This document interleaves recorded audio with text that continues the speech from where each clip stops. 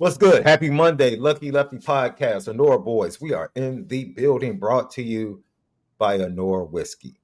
It is honorawhiskey.com. It is that premium American whiskey, honorawhiskey.com. Courtesy of Bleav Network, Apple Podcasts, and Spotify. Tap in audio edibles all the time over at Spotify and Apple Podcasts. And we are presented by FanDuel, FanDuel.com, where you will find the Notre Dame Fighting Irish, who take on the Pitt Panthers. Top 25 matchup, 12 p.m. kickoff on Saturday, and Notre Dame early is installed as a 10.5 point favorite. You can find that and much more over at FanDuel, FanDuel.com, or download the FanDuel app. And we know after that victory on Saturday night, you took a shot at that Honora. And when you did it, you were sure to make sure that you did it responsibly. Let's get it.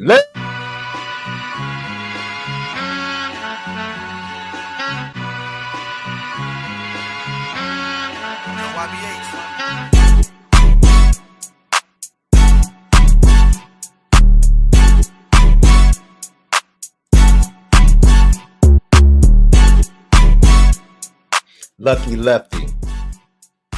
SD2 Mike Sean Davis, that dude, the original Lucky Lefty himself, MALIK ZAIRE. Brought to you courtesy of Bleav Network, presented by FanDuel. Notre Dame 10.5 point favorite against Pat Narduzzi and his Pitt Panthers. 12 p.m. kickoff Eastern time on Saturday. Subscribe to our YouTube. Hit that thumbs up. Leave your comments and questions. We respond to all. If you have a GTB question, put it in the chat. If you have a super chat, we appreciate it. Bless you in advance. And then make sure you hit us up, X, Instagram, and TikTok at Lucky Lefty Pod. Lef, how was your weekend, man? I watched absolutely zero NFL football yesterday. Zero left. Yeah, you missed a terrible officiating game with the Jacksonville Jaguars and Houston Texans. Zero left. Horribly officiated. I'm glad you missed it. You didn't miss much. Zero. Long day at the ministry. Dope event. Have you seen Ruth and Boaz? The movie on Netflix? Yeah, of course, it's a biblical story. On Netflix. Yes. Biblical story. Tyler Perry did a wonderful job with it. And discussion, partook in it. And then once I got home, Left, I was just like, man, I passed out. I woke up to my wife like in the middle of watching like Christmas movie after Christmas movie after Christmas movie after Christmas. Isn't it early? You're supposed to be on Chris Brown's that is Christmas movie. But no, I think that Christmas movie with Tabitha Brown, Little Rel, Maria, what's her last name? She was Thelma on 227 from back in the day. What is her name? I forget her last name. But yeah, Christmas movies are already coming out in the theaters, bro. So wow. I guess, once it gets to the fourth quarter, is this your favorite holiday, Thanksgiving or Christmas? That's tough. For the feeling, Christmas. For the food, Thanksgiving. If that makes sense. I saw somebody put together a stuffed salmon in replacement of the turkey for Thanksgiving. It looked quite amazing. My brother is absolutely amazing at the way he prepares salmon multiple ways, bro. Like would you have it for Thanksgiving though? My family would, because I'm the only one in the family that doesn't eat salmon. The only one. The only one. Banana pudding, huh? Man, I am flat out the only one. So did your mom make you sit at the table to you? Like, what did you do? Because you have these. No. I think the salmon is something that my family just got into. Maybe like when we were kids, she never made salmon. I actually ate salmon croquettes that my grandmother used to make. Yeah, when I was a kid. Now I would still eat salmon croquettes. Salmon croquettes right? is Yeah, I remember we threw her 40th. Shout out to Bleav 47, great jazz bar in Bronzeville, jazz bar restaurant. We threw her 50th birthday party at Bleav 47, and I'm trying to think. They had like a salmon on the menu, and I ordered it, but I forgot to ask whether or not it was going to be smoked or cooked. It was literally just the raw sushi type salmon. Now you don't like sushi? No, I'm not that raw. No, I don't. No, it's a delicacy. It's a delicacy. Yeah. It could delicacy its way on the opposite side of the room. I mean, they said chitlins was a delicacy back in the day too. See, that's not even the same thing, man. No, I'm not comparing it. I'm just saying, certain cultures call certain things delicacies. Caviar is a delicacy, right? Or expensive. Oyster is a delicacy to some people. True story, bro. True story. I've had it. The only time I've had it, the charbroiled joints down in New Orleans. Right. It's like you got something like I think that. The restaurant is called Draco's, right off the river. Okay. I think it's called Draco's. They're world renowned for their charbroiled oysters. And true story. So my dad, let's say my dad had some pretty cool golf partners. And one of his golf partners happened to be an NBA head coach. And this is when the combine used to be here in Chicago. And so he invited us out to dinner when he got to town for the combine. We went down, and him and his lady friend, it was the most uncomfortable I've ever been, bro. Matter of fact, it was the year that Chris Paul, Darren Williams, and so that was like 2006. I think that was the 2006 draft class. And him and his lady are sitting across from us, and they order oysters, right? And they're sitting there feeding each other oysters, bro. And I'm like, I was so weirded out. I was like, what the heck is going on right now? Like, I'm uncomfortable. I'm grown, married with a child, but I am uncomfortable right now. Like, yeah. Like, dude, y'all pre-gaming right here in front of me and my pops. And I'm like, I don't know how to feel.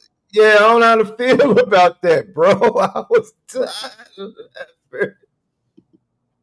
So, man, bro. Hey, you got a super chat. You can answer this one, Left, because I have nothing to do with this one. Absolutely nothing. I did the show I was contracted to do. The technical difficulties, man. Difficulties. You can go ahead. You can go ahead and answer it, Left. Because I showed up for my post game show. That's right. On time. Go ahead, Left. It was real. That was I had a lefty technical difficulty. That's all. Okay, that's your answer. That's what we going with. Ed Jacksonville, boss, man. It was a tough day. Okay. Hey, if that's your answer, that's good enough for me. SD so. No, I showed up for what I was contracted for, bro. SD. That's all I'm saying, man. I'm not the type of person that throws people under the bus. People would love for you to throw people under the bus. I don't do that. You can answer for yourself. I did my job. I showed up on Saturday night, and then I showed up early for my job on Sunday, and showed up at somebody else's church. That's a for that work day as well. So, that's what I do, and I don't throw people under the bus. So, all right. So, any comment is towards you, Left. So, I'm happy. I feel great. I'm happy. That's you know what I mean. I feel great. Happy birthday to my nephew Jamar, sophomore at Seton Hall University. Love that kid, man. He's a car aficionado, enthusiast. He loves talking about cars, man. Can he fix them up, or he just like a hobbyist? Like you like? No. He's interested in collecting them. Oh wow! Collecting them, fixing them. He can talk about the engines. Every part he can talk about. He tries to get me to go to the car shows all the time, Left. And I literally, we were on the phone yesterday, and he was like, "Unc, I'm gonna get you to a car show this summer." I'm like, "Hey, are you in the that type of stuff, car shows and stuff?" Honestly, not. I mean, I'll go to like the big auto shows that they have in different cities. The spiritual vehicle. Well, for me, it was a connection. Like my daughter loved the auto show. Oh, okay. My wife loves the auto show because the auto show in Chicago is always around Valentine's Day. So it was always like a date type thing that we would do when we were actually dating. And we just continued the tradition. And then me and my daughter picked it up. Car shows are dope, man. That's dope. Yeah. I'm pretty basic when it comes to cars. I'm very interested, chat. Like, I know who your favorite college football team is, but what is your favorite all-time car? What's the one car, classic or new? What's the one car that you're like, that's on my wish list? But that's on my all-time wish list. It's not like back in the day where people had all type of custom cars. Now it's like you either get the Lambo, the Ferrari, or the Rolls Royce, right? It's like everybody got those now, That's I'm gonna stop right here. Sir, in the chat, you can send your questions to Malik. Don't talk to me. He answered the question. Don't talk to me. You can't question my leadership. My leadership was on display yesterday. I keep telling you, you don't know me. You don't know me. You don't. So stop speaking big picture about someone you don't know. If you want to put in another super chat to further the question for Malik about Saturday night, I'm sure he's open. He's open. He said, please do. He's open to answering it. So direct your questions to him. I'm done with that. My leadership was on full display Friday night, Saturday afternoon, and it was on display this morning when I was at the bank. Full display. I live it every day. So, and last I checked, am I your daddy or your boss, Malik? No. Am I your daddy or your boss? No. I lead my daughter. I lead my wife. I lead my daughter. I lead my ministry, all in great shape. So if a tree is known by the fruit that it bears, the fruit of my ministry, my family, great shape. So my leadership is good. So feel free. Super chat GTB. You don't even have to pay for it. Just put it in there. Malik, he's open. He'll answer it. Be open. Hey, be a journalist. Ask him a good question. And left today, we're going to hear from Marcus Freeman. We're also going to hear from Pat Narduzzi. Let me tell you something, man. These opposing coaches have been copying so many pleas. Yeah, terribly. In their press conferences leading into these games, bro. It's funny. Like every week, it's like I understand showing respect for Notre Dame, and it's a different Notre Dame. This is a different Notre Dame. Navy found that out. Left, do you realize? I thought about this. Notre Dame literally beat Navy worse with 0 turnovers from Navy. That was 0 turnovers. I thought about this. Last year, they got 6 turnovers from Navy. In like the first half. And beat them 51-14. That's 37-point deficit. A 37-point margin. This year, they beat them 49-10. My math tells me that's a 39-point margin. And they did it without one single turnover. One single turnover. Defense still played great, just no turnovers. For me, I shared this on the podcast that I was contracted to do on Saturday, because I was on time for it, love. So when I was talking, I shared this point and I said,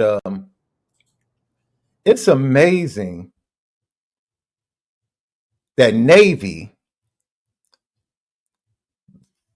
at least 60% of the time, when Navy has faced Notre Dame, they have come into that game saying, we can stay in it if we stop the run. And I Yes. think they tried to do the same thing Saturday night, and they found out real fast. This is a different Notre CJ had Dame. a better game. This When he has a better game and plays like that, we really are hard to beat. like That's when we have those showings where we don't have. That's when you don't have turnovers and you win in that way. It yeah. shows the offense is leading the team. It is funny Before because games, you're right. We would have 6 turnovers, 2 pick sixes to end the USC game because the team was bad defensively. yeah, When you can have no turnovers and still get 51 points, that's offense is finally coming to the helm of the team. absolutely. Absolutely. It's funny. He said you need to show up for work, Malik. Yeah, Okay. you working on it. You working on it? Working on it. Okay. All right. Oh man. Lucky Lefty podcast. This is an amazing game. The type of game that Notre Dame needed heading into this Pitt matchup, which is now a top 25 matchup, which is seen as the largest obstacle to Notre Dame rattling off once again 10 consecutive wins to end the regular season. And right now they sit at 49%. 49%. I think 73% to run the table, 49% to go ahead, 49% to go ahead and make it to the CFP. Those are really good odds. Biggest obstacle this Saturday at 12 p.m. against the Pitt Panthers, who, by the way, are one of the hottest offensive teams. One of the hottest offensive teams. They're not the best. Notre Dame has faced better offensive teams. Yeah, Texas A&M. In my opinion. They face better offensive teams, more complete offenses. I would say Miami is a more complete offense. Yeah, they're all around. Pick and throw it, but they can't run it. They struggle really they bad can't to run run it consistently. Yeah, they're depending on a true freshman to throw the ball 45 to 50 times a game. Yeah, you know how that goes. That's a dangerous proposition. True Yeah. I don't, I don't know where you're going to get the confidence from. Unless he's Tom Brady. True freshman, we're eating that for lunch. Yeah. It's just a matchup. It's a matchup problem. Yeah. If that's what they're depending on, it's just it's like you're just not going to win doing that. Which is why I think, Pat Narduzzi's focused on, I think where these conferences have gotten to is that they're like, listen, all we need is these certain games on the schedule. If we just get into the top 3 or 4 in the conference, we're in the playoffs. Yeah. We don't need a 10-win season. Why? We just need to win these specific games. And I think that's strategy, but also takes away a little bit because if that's what the head coach is saying, how is that going to reflect in the coaching? He probably going to be like, listen, if it get out of hand early, we're going to put them 2s, 3s in. We're not about to put our starters out there, burn them out for 4 quarters, and then be at risk for the next 2 games that we think we can win, which, the NBA and the Bulls do it all the time, start tanking for draft picks when, Zach LaVine's not hitting the right numbers and stuff. So we see this in sports all the time. I just hate that you go into a position where Notre Dame is viewed, like you said, this is supposedly our big matchup that we're proving that our schedule is tough enough and we're facing enough good teams. And then the opposing head coach tells you, yeah, we're willing to concede this one. Mm-hmm. we're willing to give this one up for the next two, because we know what we're facing. That's crazy. That's crazy. So then when we now, beat you know what, the names out of these teams, I don't want to hear people come back and be like, oh, well, can I say something? That right there. That's why I don't want to hear any noise about competing, playing good games and tough games. I don't want to hear anything about independence. Nope. When you can value winning the conference just to have a better opportunity to get to the CFP instead of just going out week to week and saying we want to win every game. Yep. My personal opinion, that's kind of soft. It's soft. That's kind of soft. It's kind of soft. Yeah, this is a game. It's just a game.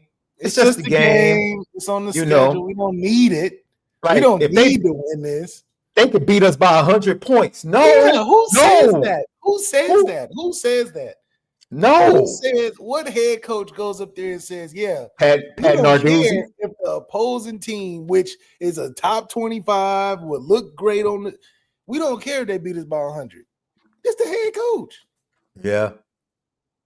The ACC needs to fine him $100,000 for conduct detrimental to the league. You cheapening the value of the game by saying Notre Dame's gonna do what they do. I know we're gonna win by 50 regardless, but you don't go out there and say that. What Vegas literally shot up 10 points after he said that. Oh, they finna get mollywopped. I don't know if it was 10 points, but I wouldn't be shocked. I wouldn't be shocked. It's like Trump with these stocks. Anytime Trump say something, the stock either tank or go up. How you go? Vegas probably heard that and said, "Let me call over there to Pitt." Literally, got something going on. Fixing every head coach since Sam Pittman has cocked a plea ahead of their matchup with Notre Dame. Yeah, every single one. Every head coach, and I'm just like, wait a minute. But I just think let me tell you something. Let me tell you. It goes back to what Coach Woodbury found out Saturday night. You can have that game plan. We just need to play clean. We just need to. I think it was 21-10 at halftime, and Brian Woodbury told the sideline reporter, "This is a close game. This is a tight game." I'm like, what? What? What are you? This is a what? I'm like, dude, the Notre Dame isn't even playing their best right now. It ain't even playing, and it's a double-digit game. And once Notre Dame started playing their best, it was over with. Dude, no. First of all, Notre Dame dropped. First of all, Jabron Payne, I need to put you on the petty train today. You dropped Kenny Minchie's first ever touchdown pass. Yeah, he did, though, didn't he? Come on, bro. Senior. Come on, bro. What do you Come do? on, bro. You're supposed to be bringing the young bucks up. Score should have been, Score should have been 56-10. And then Notre Dame just said, all right, we're gonna be nice. We're gonna be nice. That's literally what they did. They said, listen, we can keep going. The fact is the young guns want to put it on you too. We gotta call the young guns off you, My man said he thought it was a tight game. I said, wow. Really? And he probably told his team, we come out, get a stop, and go down and score. We're right in this. That's probably what he said at halftime. Well, and numerically, numerically, that's what he's supposed to say. Now I'll be honest. That's what he's supposed to say. Yeah. Unfortunately, he couldn't go out there on the field. At least he did the Brian Kelly answer. Well, we just gonna go in there and say how much we love these guys and good season. And no. But but maybe it's the same way. Look, Blake Horvath, you talking about Pitt, Blake Horvath, an hour before the game, they decide not to play him. Why? Because they're still in the hunt for the conference championship. Seriously, they're like, and they said, "Yo, next week's game is more valuable and more important than playing our best player against Notre Dame." Yeah, to get him just beat up. All right. Yeah, it's conceding. I've never seen, and this is a team that was 7-0. This is a team that was 7-1. They lost to North Texas the week before. This was a team that was 7-1, and they took out their best player to a team that everybody says on the media how we just so undeserving and how we really not good and how we. But teams is copping, please. I mean, it's like if we so weak. Why are all these teams the week before having bye weeks, the week before they play us? They coach talking about softening the blow, saying, "Oh, how great we are." And wait a minute. Now we've gotten coaches. They didn't even get the first day of practice for the Notre Dame week. And your head coach is up there saying, "Hey, it's okay about this one. We don't even look, we're not tripping. If they score 100 points, it's all right. It's all right. It's okay. Because next 2 weeks, that's where we got to lock in." So why is game day coming to Pitt? Why is game day coming to Pitt? Game day hasn't been the Pitt since the last time they played Notre Dame. That was the last time game day went to Pitt. They were playing Notre Dame. Game day got a call over there and be like, "Hey, I need you to clean all that up in the media because you messing up our ratings because you out here conceding the game and we can't hype it up." So no fans are gonna show up. None of the students is gonna show up if their head coach is saying, "Look, guys, we'll give up 100. We don't care." No, I'm not gonna go that far. I will say this: I watched the entire press conference. Pat Narduzzi flat out said, "I feel like I have a good team too. Either they're a good team, I feel like I have a good team too." But then you can't go on the flip side of that and say, they beat us by no. See, the thing is, it's like, okay, Pizza Hut is good. You know what I'm saying? Pizza Hut get the job done. But your favorite Chicago pizza spot, that's also good. But there's levels to it. He said, "Hey, we got a team that can compete with 90% of college football." That's what I'm banking on. Because we done cried in the ACC media days and in the big ACC conference meetings and all of that about we just need to be in the top 3. We don't need to win the conference. We just need to be in the top 3. So that's why I think that this is a real important thing for Notre Dame to continue to have control of their destiny. Pitt believes this game is irrelevant. They don't believe that this game has any impact on their finishing the season, which is a shame. It's a shame. What? So, I don't know. Dog, what the heck? DEI. When have you ever seen me talk about DEI? What are we talking about? What are we talking about, man? Look, man. Hold on, man. Hold on, D-Wop. What we doing, D-Wop? I have no clue, bro. I'm so uncomfortable. I appreciate that, but I'm not bringing that crap up on the screen, bro. What we supposed to do, D-Wop? Come on, baby. That crap up on the screen, bro. We love it, but D-Wop, what you want us to do, D-Wop? Come on now. DEI. What? I'm an advocate of DEI based upon what? I haven't tweeted about DEI. I haven't talked about DEI on this show. What are you talking about?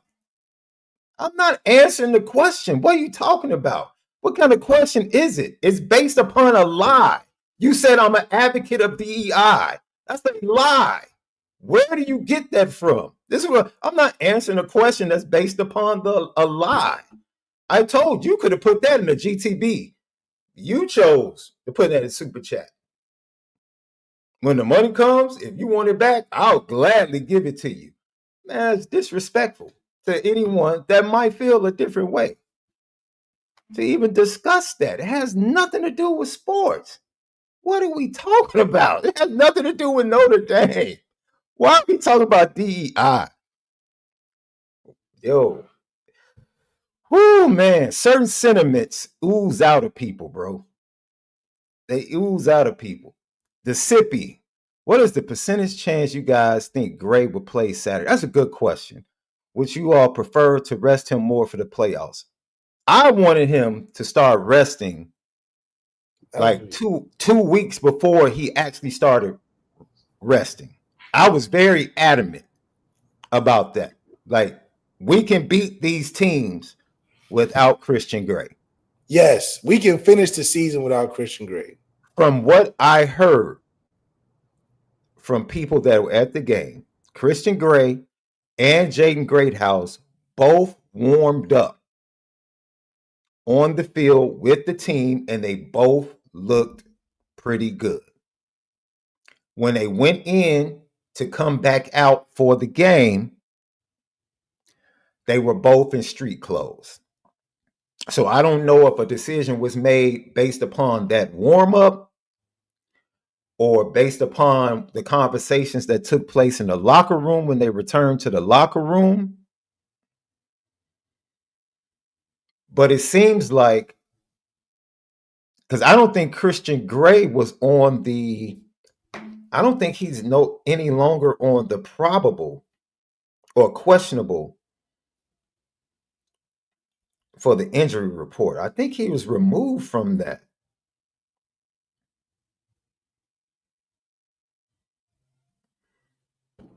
I think that if people are strategizing like this because everybody acknowledges the second season is what matters, and getting into those top 3 spots in the conference is what they're playing for these days, then we should be thinking strategically as well. Christian Gray, do we need you as a main component to beat up on Pitt? Not necessarily. I do think that particularly this game, the secondary will be more active. And he'll be challenged more. But if he were to somehow, miss this game because it would be better to save him, I have no problem with that, considering that the way we build our team, those 1Bs, 1Cs should be ready, or at least enough, considering all of the other things we have on the field. We can rotate a guy in with 10 other guys that are good. I mean, the guys will get better, and that's the luxury of what we have. Put the text up. There's nobody scared of you. Put the text up. I have text of you too, but I'm not like you. I don't have to put, you like to come out and put stuff on blast. You can't take a phone call or have a private conversation. You like to make things public. I act like a man to man.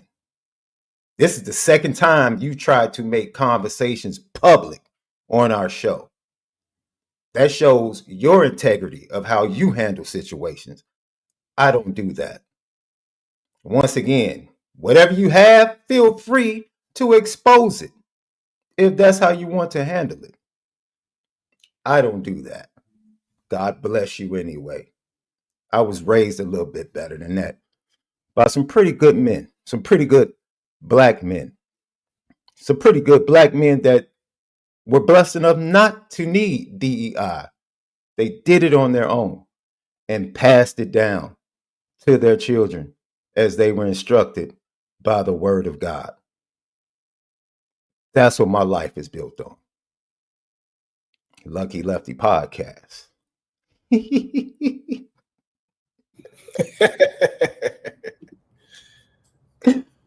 Woo, man. God is good, man. That's God right. is good. God is good.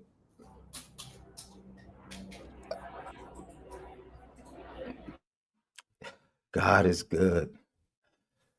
Man.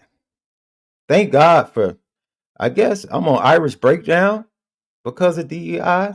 I probably got into the University of Illinois because of DEI. And, I could never be smart enough, brilliant enough on my own, right? These type of things are really founded and based in like prejudice and other words that start with the letter R. People like me, we can't just be successful because we are who we are. Has to be another excuse. Has to be another reason.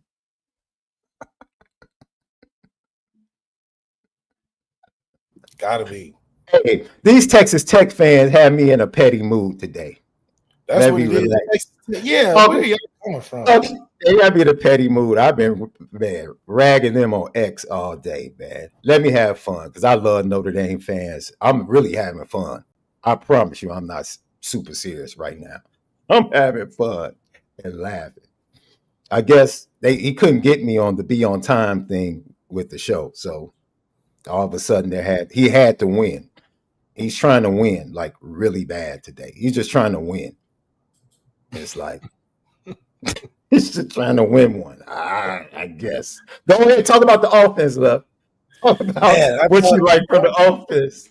I acknowledge though that CJ playing better than the last 2 weeks would unlock another part of this team, and we got to see the full display of that. This is a game where when CJ plays good, the offense is activated where they are the lead on of this team, where the defense, not that they have to take a break, but they're not dependent on getting 3 or 4 turnovers a game for us to blow a team out. So that's just such a great expectation of the offense in its evolution, because last year we were defensive carry. This year, offense and CJ leading that charge. When he's on, the team's on, and it's not one dimensional anymore. So the other Lev, beautiful wait, thing wait, is, wait. Lev, wait, wait.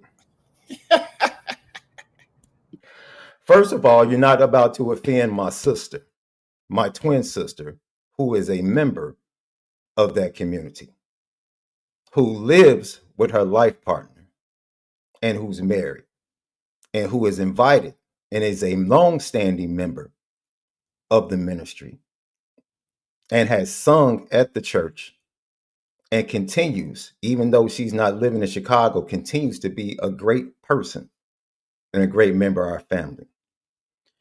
So at this point, I'm going to dismiss you because of your ignorance. You're not ignorant, but you're performing and acting in an ignorant way today. I had to check you about how you disrespected my father on Irish Breakdown. Today, you're being disrespectful to my sister and you're perpetrating another lie. You tried to attach DI to my dad in the chat. I let that slide because he's not here to speak for himself. But I'm telling you now, you've gone over the line. But I'm going to be nice about it. And I'm going to tell you to keep it cool. So I don't care what you support. I'm telling you, you just lied about my ministry. You lied about my dad. And you did it without knowing anything. Everybody in the chat is trying to tell you to relax and calm down. And for some reason, you are hell bent on winning some form of argument today. But you can't get me to come to that side, dude, because I'm blessed. I live and operate in love, and I'm loving you even right now.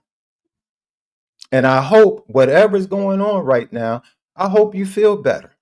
If the 9:45 show or 9:15 show that Malik missed or didn't start is really bugging you that much, that is leading you down this rabbit hole, I pray that that emptiness is filled in some sort of way. And if we can't feel it, and if no one else in the chat can feel it, I pray that God sends someone your way that can truly make that better for you. Because indeed, we value you as a member of LL Nation, and we value you as a Notre Dame football fan. But today, you're on one, my brother. You're on one, my brother. And I mean this from the bottom of my heart. I pray that your spirit can be collected, and I pray that your spirit can be corrected and get back to a really good place. I really do. Working in my baby mama's baby. What is going on? Man, Hey man, be blessed, bro. Yeah, Be what's wrong? blessed. I don't know what's going on with you today, but yeah, you be blessed, bro. You be blessed. I apologize to everyone in the chat. I have no clue. I have no clue where that came from. None. None. Go ahead and continue talking about the Notre Dame offense. That was crazy, bro. Yeah, man, I was tripping, man. But yeah, that was crazy. I don't know That was what's wrong crazy. with it. And you know, I try to wait until the last minute to block people because I believe in people having the right to voice their opinion. But man, Yeah, I don't know what got into him. I don't know. Anyway, This dude came at the LBGTQ community. He came at the church. He came at my parents. He came at my siblings. He called my wife a baby mama. That dude is. This is and God. gave us money. If you want to see, hey, with all of that was said, people, this is why you need God in your life. Let me take this moment. If you ever needed to see evidence of why God being on the inside and in your heart, with the help of the Holy Spirit, how you can overcome ignorance and challenges and obstacles, you just saw it up close and personal. Because with everything that was just said, do you see me? Do you see this smile on my face? Do you see? Love is still at the forefront for me.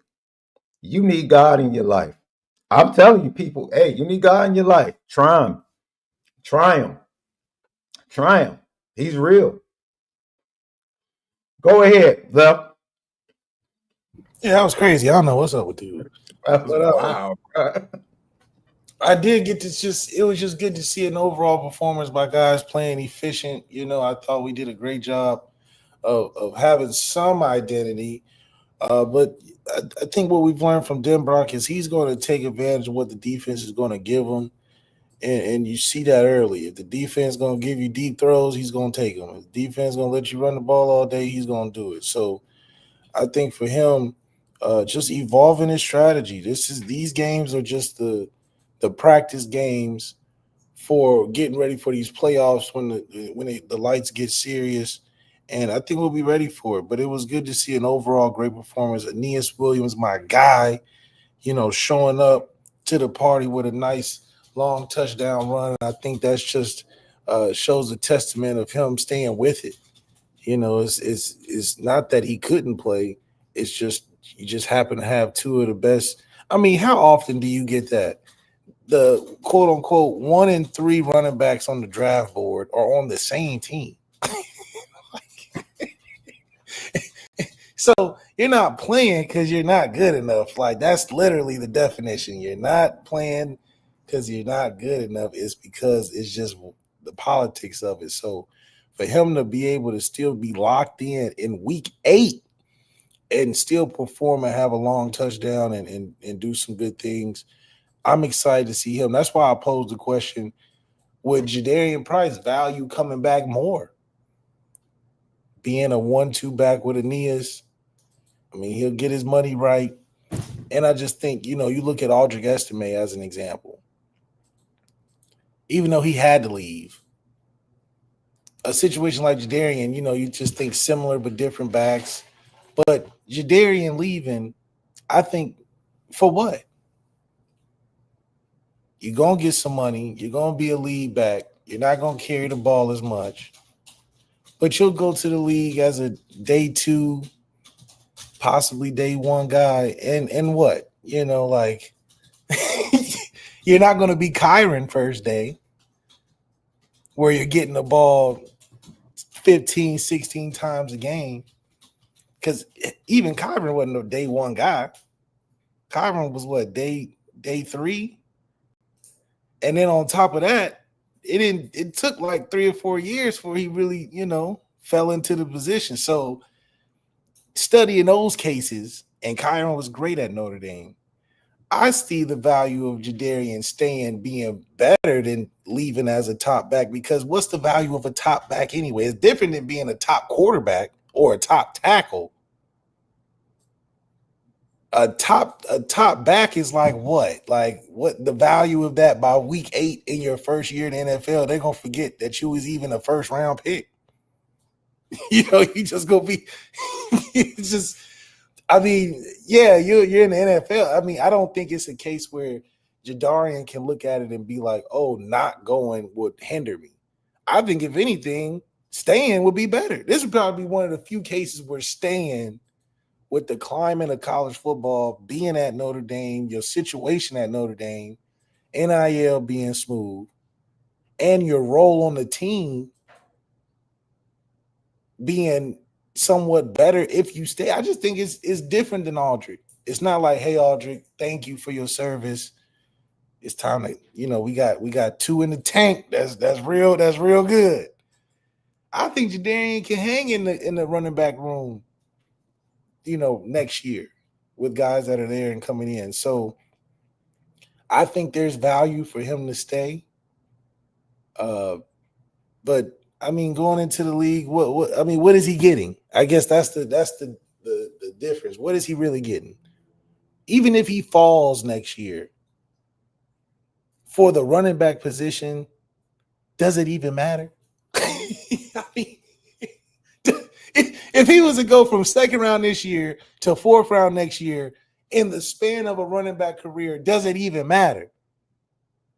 Especially if you're getting money in college. I'm sure one of them barbecue spots in Texas will throw him some money, or the Price is Right, probably bring him on the show, throw him some, just he can get a little bag coming back.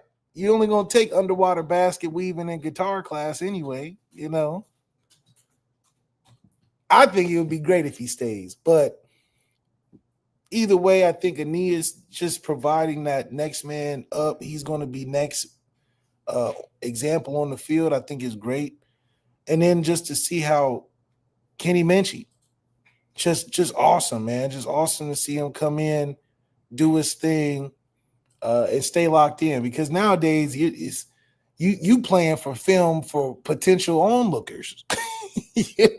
It used to be garbage time where you get in and you run the ball a little bit, whatever, you run the clock out. Anytime you get on the field these days, garbage time or not, you that's evaluation tape for real. Because there's 90% of other teams in college football that probably need a quarterback. All Kenny got to do is throw a couple good passes, run the ball a little bit on some Notre Dame tape. He going to have some people trying to give him some money next year.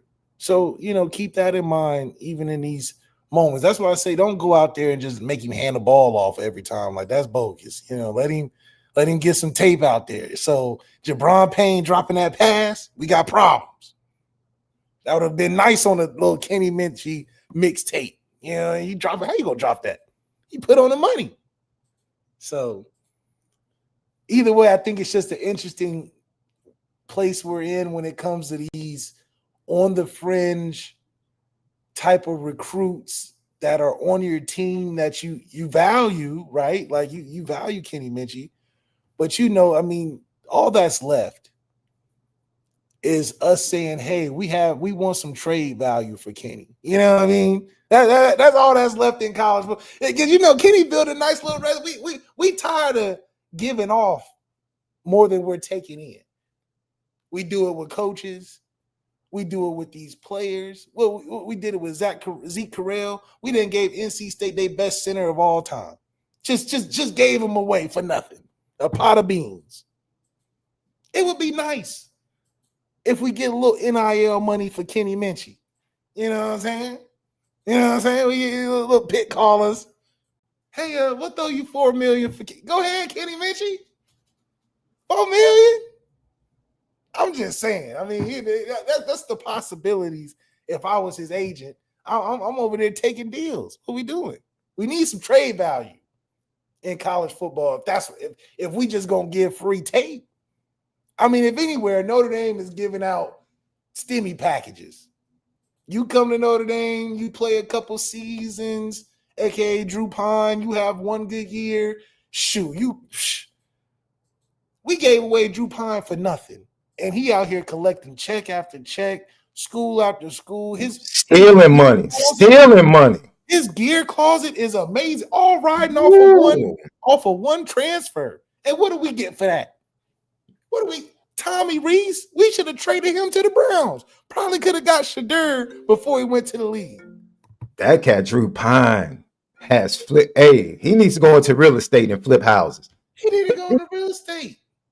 I Because mean, the man has traveled the world off of Indy's tab, off of 6 games of footage. Facts. So that's the only thing left that maybe the AD, needs to go into these conferences where everybody's crying about playoff position. Maybe that's the next step for Notre Dame, proposing these trade clauses. We taking in these transfers and giving them life. Look at Hart. Look at T. Hart.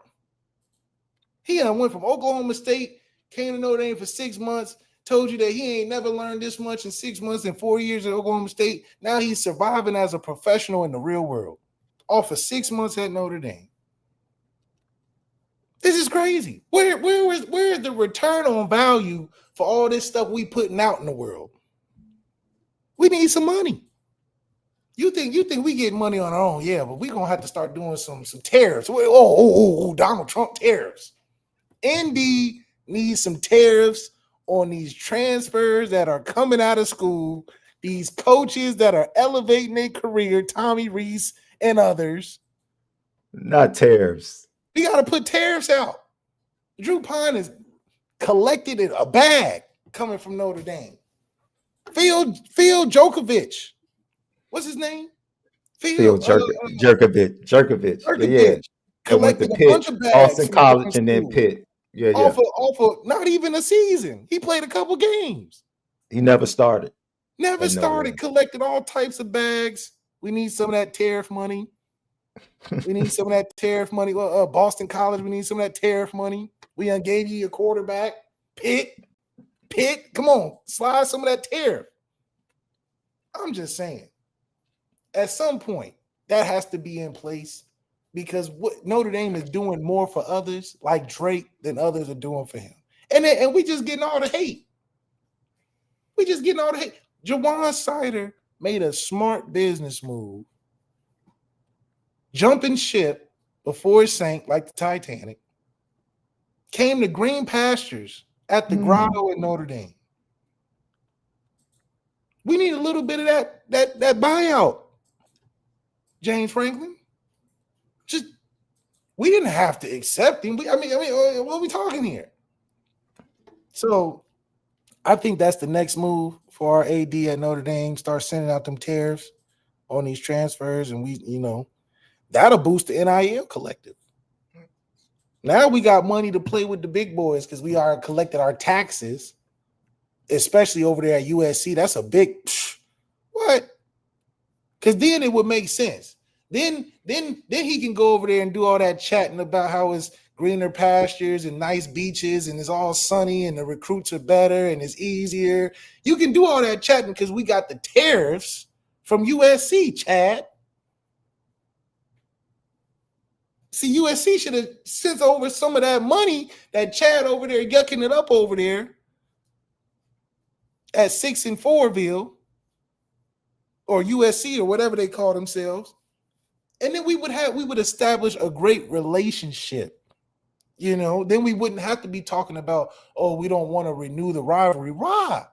Because the tariffs are too high. We can lower the tariffs. See, we can negotiate. You don't got to run. We done gave you a recruiting department. We done gave you all type of luxury transfers and stuff. Who did we send over there? Didn't we send somebody over there, a player over there to USC or something, Kenny Urlacher or something? Then we sent him over there. Where the tariffs at? That's all I'm saying. But it just shows that Notre Dame's in a prime position. That while everybody disses us and say why they got to play us and all this other nonsense, we just continue to be good stewards to college football. without implementing what we should. We should be taking Donald Trump playbook and be sending out tariffs to college football for the disrespect of all this join the conference nonsense. All this, you can't have a number one spot in the playoff seeding. Okay, that's fine. Just where them tariffs at?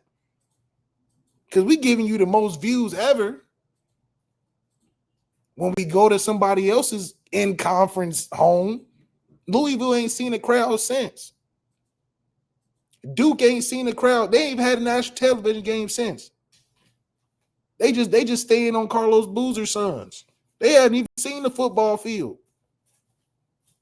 And then we took their best player. Look, we just should have sent Duke should have sent us some tariffs for that. Louisville should have sent us some tariffs for the most ratings they've ever had in a football game. Miami should have sent us some tariffs for the most attended Miami game ever. LeBron should have sent us some tariffs because he only show up when we play Ohio State. I mean, what?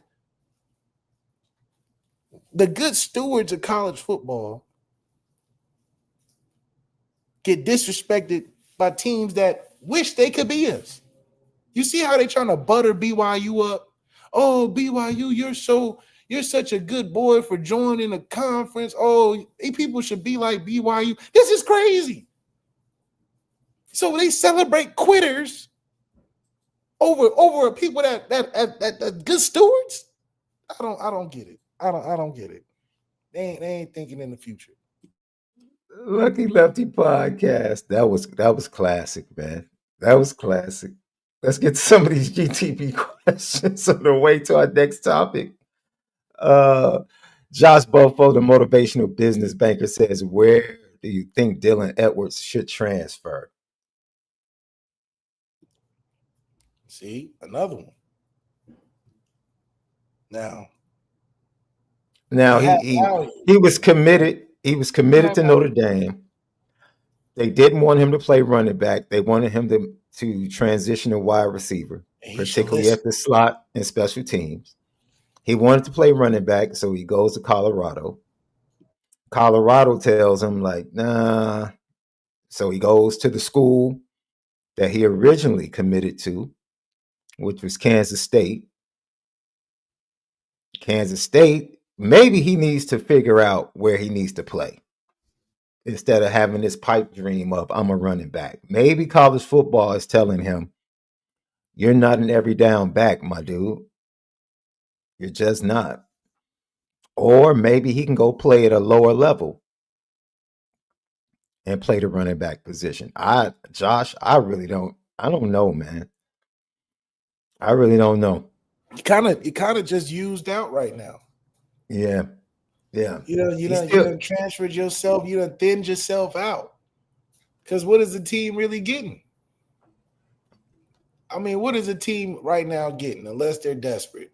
But who wants him? Because the supply of running backs coming into college football is now, and running backs that are producing, that are going to be higher value in the portal. He is at a space where he might be in the portal and might not even get a serious look. Because of the fit. Because of fit alone. Yeah, it's like, so maybe he can go to the MAC. Maybe he can go to a Memphis, a UAB, a North Texas. Maybe he goes to a school like that, Left. I don't know. But I think his dream of being at a P4 and being a starting running back, it might have fully evaporated. That's a good question, Josh. I'll save that one. Sean Stewart, thank you for the GTB. Why share money with bottom feeders in a conference when you could keep the whole bag?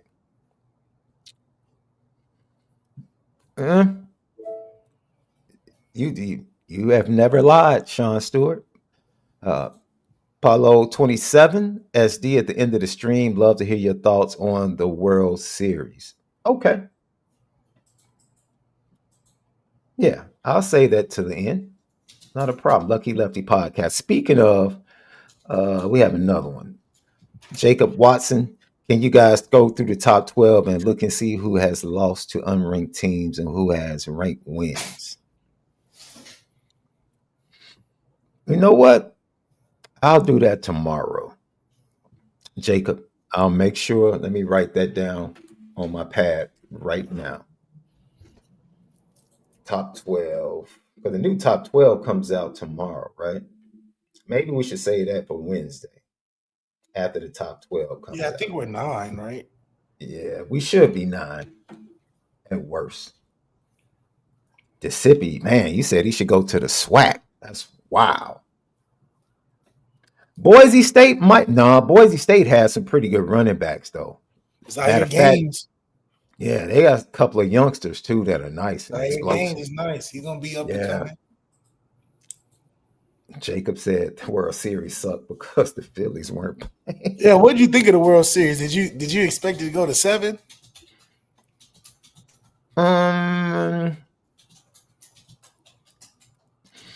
Can I tell you like the most boss thing that was ever said? No, I didn't expect it to go to 7. I had the Dodgers in 6. But post game, Fox, I Bleav it was Mookie Betts, who was sitting with Alex Rodriguez, Derek Jeter, and Big Papi. And he sits down, and Big Papi, of course, won a World Series with Mookie in Boston. And he congratulates Mookie, and Mookie looks at Derek Jeter and says, "Man, we're there with you now." And Derek Jeter was like, "No, you got to get one more, dog, to be at my table."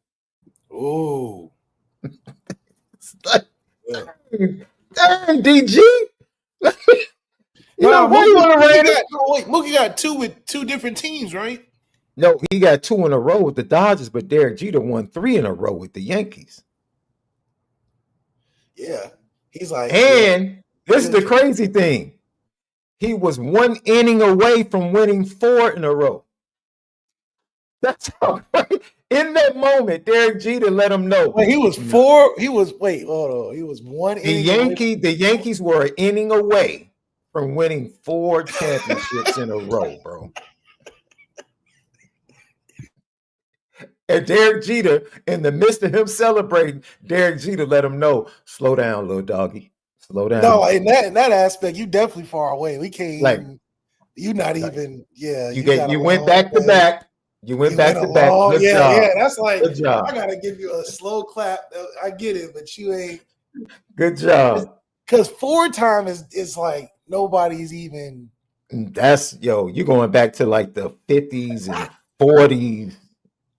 Yankees, like it's impossible to do. Damn. Michael Kostrup, thank you for the GTB. Who wouldn't be independent if they could afford it? Well, Michael, I'm glad you said that because we enter into evidence today. Evidence.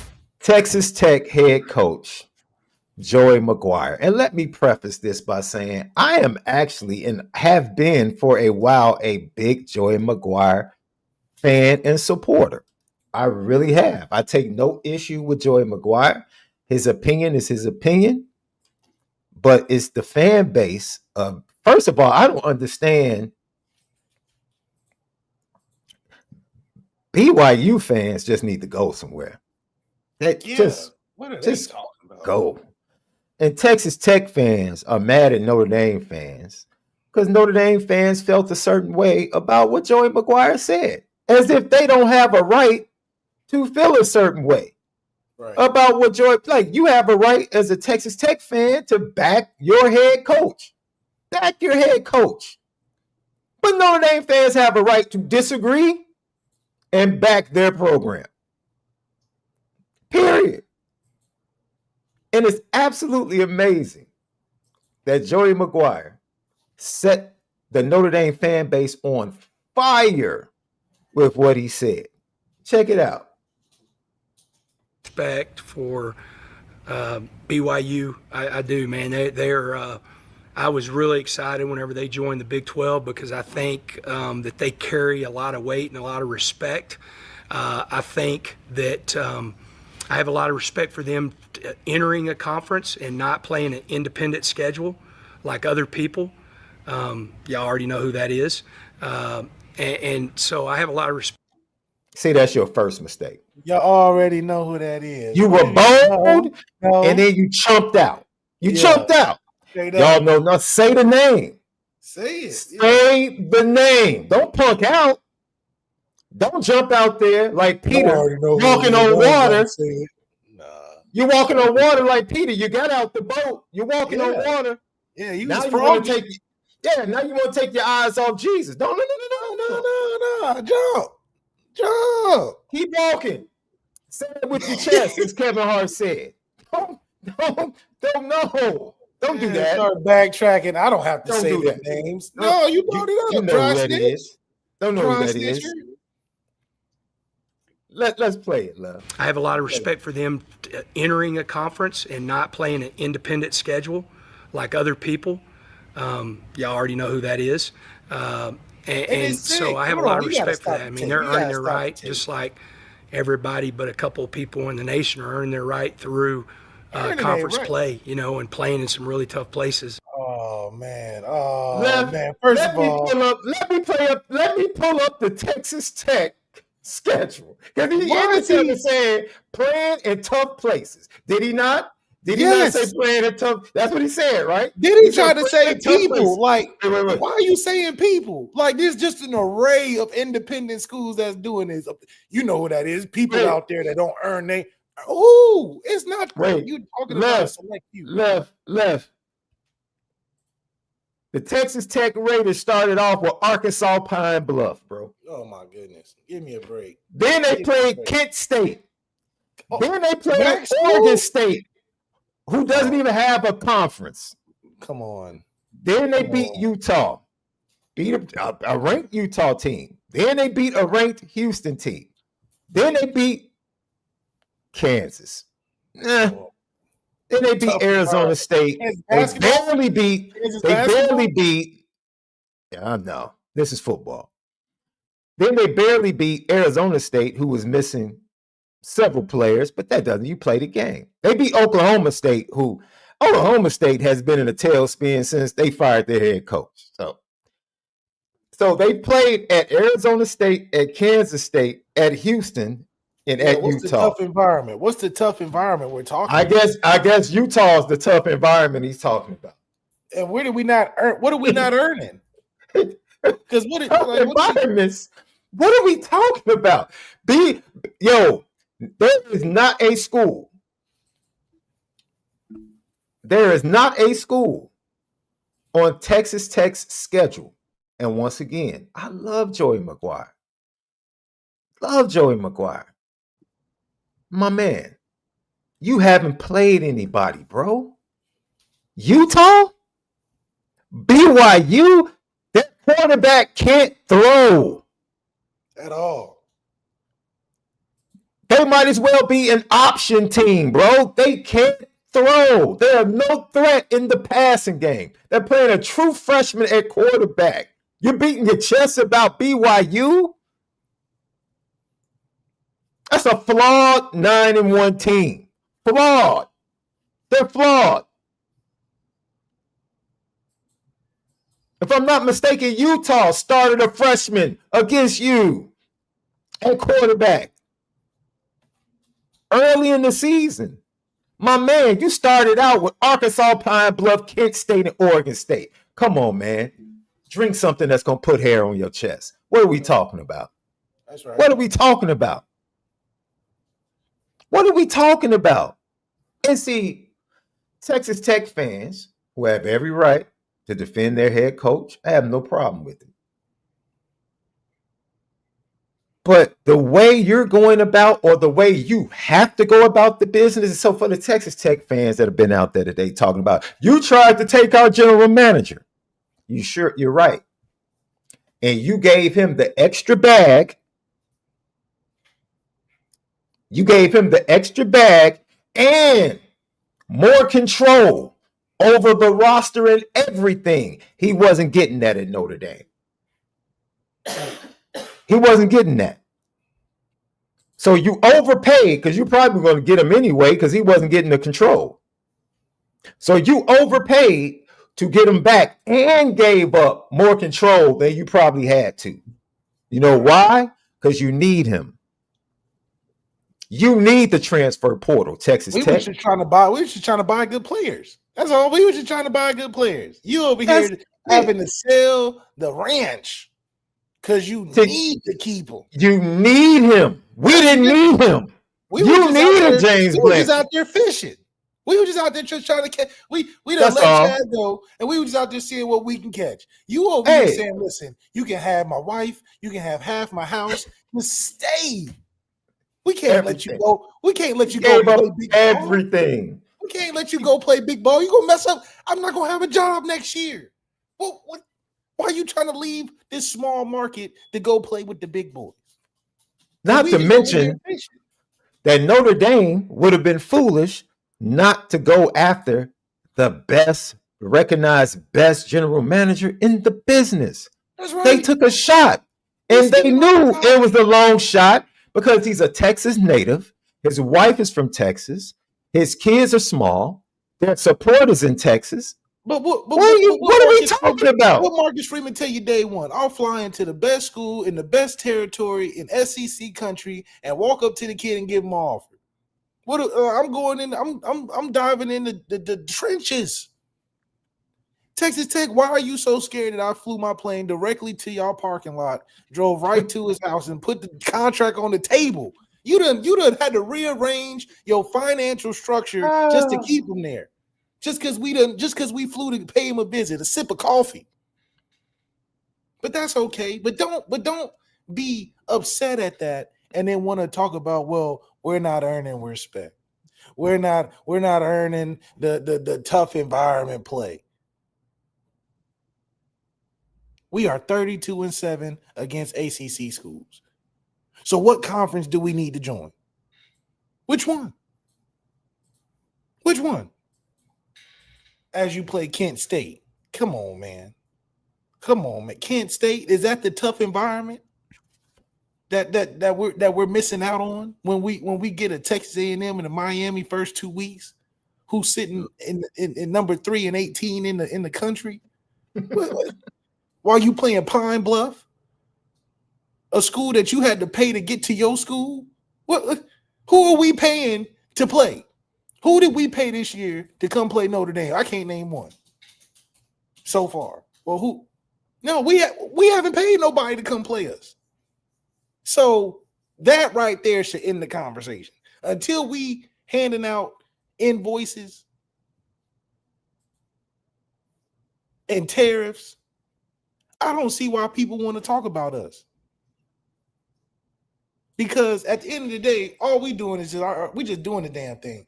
But you're upset at us where you're throwing shots that aren't even, they're not directed at us. They can't be. They can't be. Wait a minute. Oh, you're right. Thank you, chat.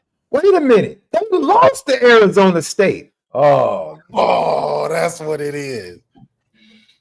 That's the tough environments. So they lost in their toughest environment. I thought they were undefeated. I'm tripping. Thank you, chat. They lost to Arizona State. This is funny, man. But then we can't forget about funny. It's funny because it's much about nothing. It's much about nothing. You know why? That's what happens when money make you rich. Money's making them rich as a program. Not because they went to no football fortitude, no pathway of success, no consistent thing. Money made them rich. So when you get new money, you start doing things you ain't used to doing. Like start speaking on teams that have been doing this for a long time because you think you in the conversation now. Hey, Left, the funny thing? This Notre Dame since he started winning. You ain't so now you start winning. You want to take shots at Notre Dame because you start winning because you got new money. You don't see Marcus Freeman winning games and having to throw disses at other schools because that's old money. We used to doing it. When you he was doing it trying to big up BYU. Like he was trying to big up. See, I understand. He was trying to big up BYU to get more Big 12 teams into the playoff. So he was trying to help and support the conference. He was trying to play team ball for the conference. But sir, you need to find another team. You need to find another road. This did not. That low-hanging fruit road of Notre Dame conference, all of that. Because here's what it comes down to. One of the funniest things I heard from one of the detractors and Texas Tech fans today. Detractor. Yeah, they were detractors. This Texas Tech fan told me that Notre Dame can't spend with Texas Tech. Oh, Lord Jesus. And that's it. Do they know we got the good Lord's money? We got the good Lord. The GIF he used was a gusher from an oil rig. And I laughed to myself and I said, okay, you guys have some rich alums. I said, Notre Dame has rich alums, friends, connections, politicians, Vatican City. And wait. Left, how many on an average day in class when you were at Notre Dame? Just answer this for me. It just came to my mind. On the average day at a class at Notre Dame, how many heirs or heiress to billions or millions were you sitting next to on an average day? Average day. In dirty Air Force Ones. And that's the problem. No, just give me a number. Just take English. How many would you say you were sitting next to in a class? All four directions. I mean, you just look around, and that's the difference between oil money can't compete with God money.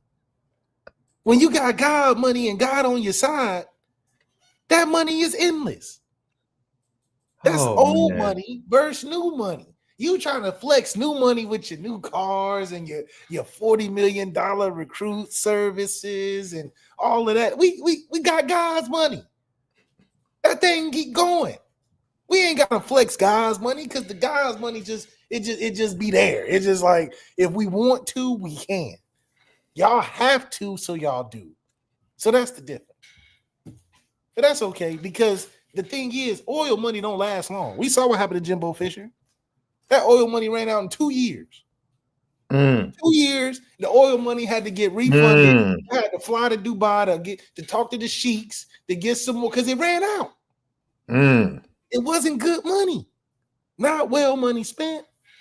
When you got God money, that thing is an investment. That's 4 for 40, good stewardship. There's a lot that's involved. It's complex. Oil money run out clearly. And it's not spent well. And that's the problem. And Notre Dame, they're good stewards. Good stewards. Good stewards. They're good stewards.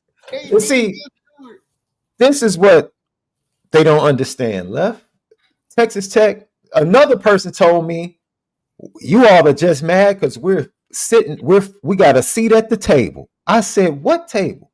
The Vanderbilt table? Like what table you sitting at? What? You got a seat at the table? What table? The Vanderbilt table? The Vanderbilt table. Oh, good. Virginia table? The picnic table. That's what it is. The Georgia Tech table? What table are you sitting at? Because you're not sitting at the same table Notre Dame sitting at. No. We sitting at the last table. The table with the last supper. You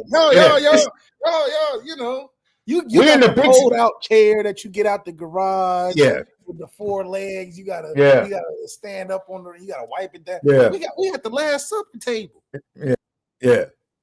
Y'all at the little baby table. The new money. It goes back to new money versus old money. Y'all at the new money table because it's shiny. It got the fake, what they call it, moissanite on it. Man. With us, we got that old money. We don't gotta compare bank accounts here. When you deal with God money, this ain't no conversation for us. We just catching the hate. That's how you know we really got the bag. Because you can do your own thing and people just throwing shots. You're like, where is all the way from Texas? How are we catching a shot all the way from Texas? Talking about people. What people? Who is doing it like Notre Dame? That's why it's so personal. Because you want to play the fence, but it's nobody else to talk about. And see, let me give you a history lesson. College football fans, Notre Dame fans. Conferences came into play because football was very much regional. Yeah. And the way to monetize football regionally was to join a conference and lengthen the reach of those schools involved, which means Texas would be invested what in Arkansas is doing. Arkansas would be invested in what Oklahoma's doing. Oklahoma would be invested in what Nebraska was doing. This is why conferences were formed for business. Conferences were not formed for equality. We want everything to be equal. That's not why conferences were formed. Notre Dame played the history game. Why do you think? Wait, let me finish, love. Let me finish, and I'm going to let you rock. That's why certain conferences had automatic bids to certain bowls. It was a business arrangement. So the Big 12 champion got an automatic bid to the Orange Bowl. That's why the commissioner or president of that said bowl would literally be there when the Big 12 championship or the Big 8 back then championship was won. They would be there with a big bowl of oranges, and the championship team would be throwing oranges all around the field. The fans would be throwing oranges on the field because it was a business arrangement. It wasn't about equality and fairness. It was business. So now fast forward. Fast forward. Now they want to take football, college football, nationally. And the SEC, shout out to them for the invention of the championship game, the conference championship game. It explodes, and everybody says, we're going to do it too. We're going to expand our brands nationally with these huge TV deals. And then we're going to make our portfolio look better by adding teams to the conference so we can require more money from the TV networks. It's business. And while everybody was scrambling to be part of this business, you know who was doing good business by themselves? Not to survive, but to thrive. Notre Dame. Because they've done good business since Newt rocked me. See, you can't get mad because it's the other thing. It's stupid. Notre Dame fans never went to the school. Well, it's not a public school that's connected to a state. It's a private institution, smaller population of students. But this guy, Newt Rockney, had a brilliant idea, love. He said, I'm going to make this. I'm talking about this is back in the early 1900s. He has a bright idea to say, I'm going to make Notre Dame a national football team. I'm going to go play I'm not going to stay regional. I'm going to go up to Chicago and play the University of Chicago to tap into the Midwest. I'm going to go to the East Coast and play Army and Navy in Yankee Stadium and tap into the East Coast and that TV market and that radio market. Then I'm going to go to the West Coast. I'm going to play USC and other schools like Stanford and tap into that media market. And then eventually we'll go down to Alabama and tap into the South. Then we'll go to other areas, to Florida, and tap into the Miamis and Florida State when they come up. You're mad that a man was so far ahead of his time, making his school and his program a national brand and scooping up fans all over the country that have now given birth generation after generation to even more fans. And you're mad because he was ahead of his time. And because he was a genius, said school and program didn't need everybody else when they were running to the hills because they heard there's gold up in them TV hills if you come join us. There's gold over here in the Big Eight. There's gold over here in the SEC. There's gold over here in the ACC. Back in the day, there's gold over here in the Big East. There's gold over here in the Big Ten. Everybody's running. Can we join you guys to get some of that money? And Notre Dame's just like, we've already done that legwork. Newt Rockne set that foundation. We've been doing that for years. And when we thought about joining the conference, thank you, Michigan, for being jealous enough to say, no, we want to be the biggest brand. I understand. I wouldn't have let Notre Dame, I'm going to keep it a buck, left. I wouldn't have let Notre Dame into the Big Ten either. Nope. If I were Michigan, I would be like, nope. We're going to be the biggest brand. I understand. Yeah, it's all business. It's all business. And that's what people fail to understand. So now that the business has spilled over into player and rosters, it's business. Texas Tech. The road is open for you to now have a competitive roster. Do what you need to do. What you got to do, bro. But don't act like you sitting at the same table as Alabama, Georgia, Ohio State, Notre Dame, and don't stop and clip. Stop. Don't do that. After 1 Don't year? do that. Don't do that. Don't do that. Don't do that. Don't do that. And then don't use the lame excuse of joining a conference. There has never been fairness in college football. It's always been the haves and the have-nots. It's always been players being paid, being taken care of, families being taken care of. That was business. It was business. And now that it's on the legal side, it remains business. So be thankful that the powers that be decided we can make more money as we expand to this playoff system. We can make more money if we open it up a little bit more and give other teams a little more hope and other fan bases a little more hope. Let's open up this transfer portal and let's start allowing the NIL to flow. That's why it happened. They let it happen so it could lead to teams being able to fill these 12 spots. And in the future, 16 or maybe even 24. It's always been business. And it will remain to be business. That's right. It's nothing personal. No, we just Notre Dame fans know we're independent because we've done good business. Has nothing to do with our business. It's like it don't fit with the structures that y'all got going on, man. We don't need, as MALIK said, Pitt got game day because of Notre Dame, not because of Pitt. Game day is going up there because Notre Dame is playing there, not because of Pitt. And once or twice a year, game day needs Notre Dame on TV. That's I honestly, Left, I'm gonna keep it a buck.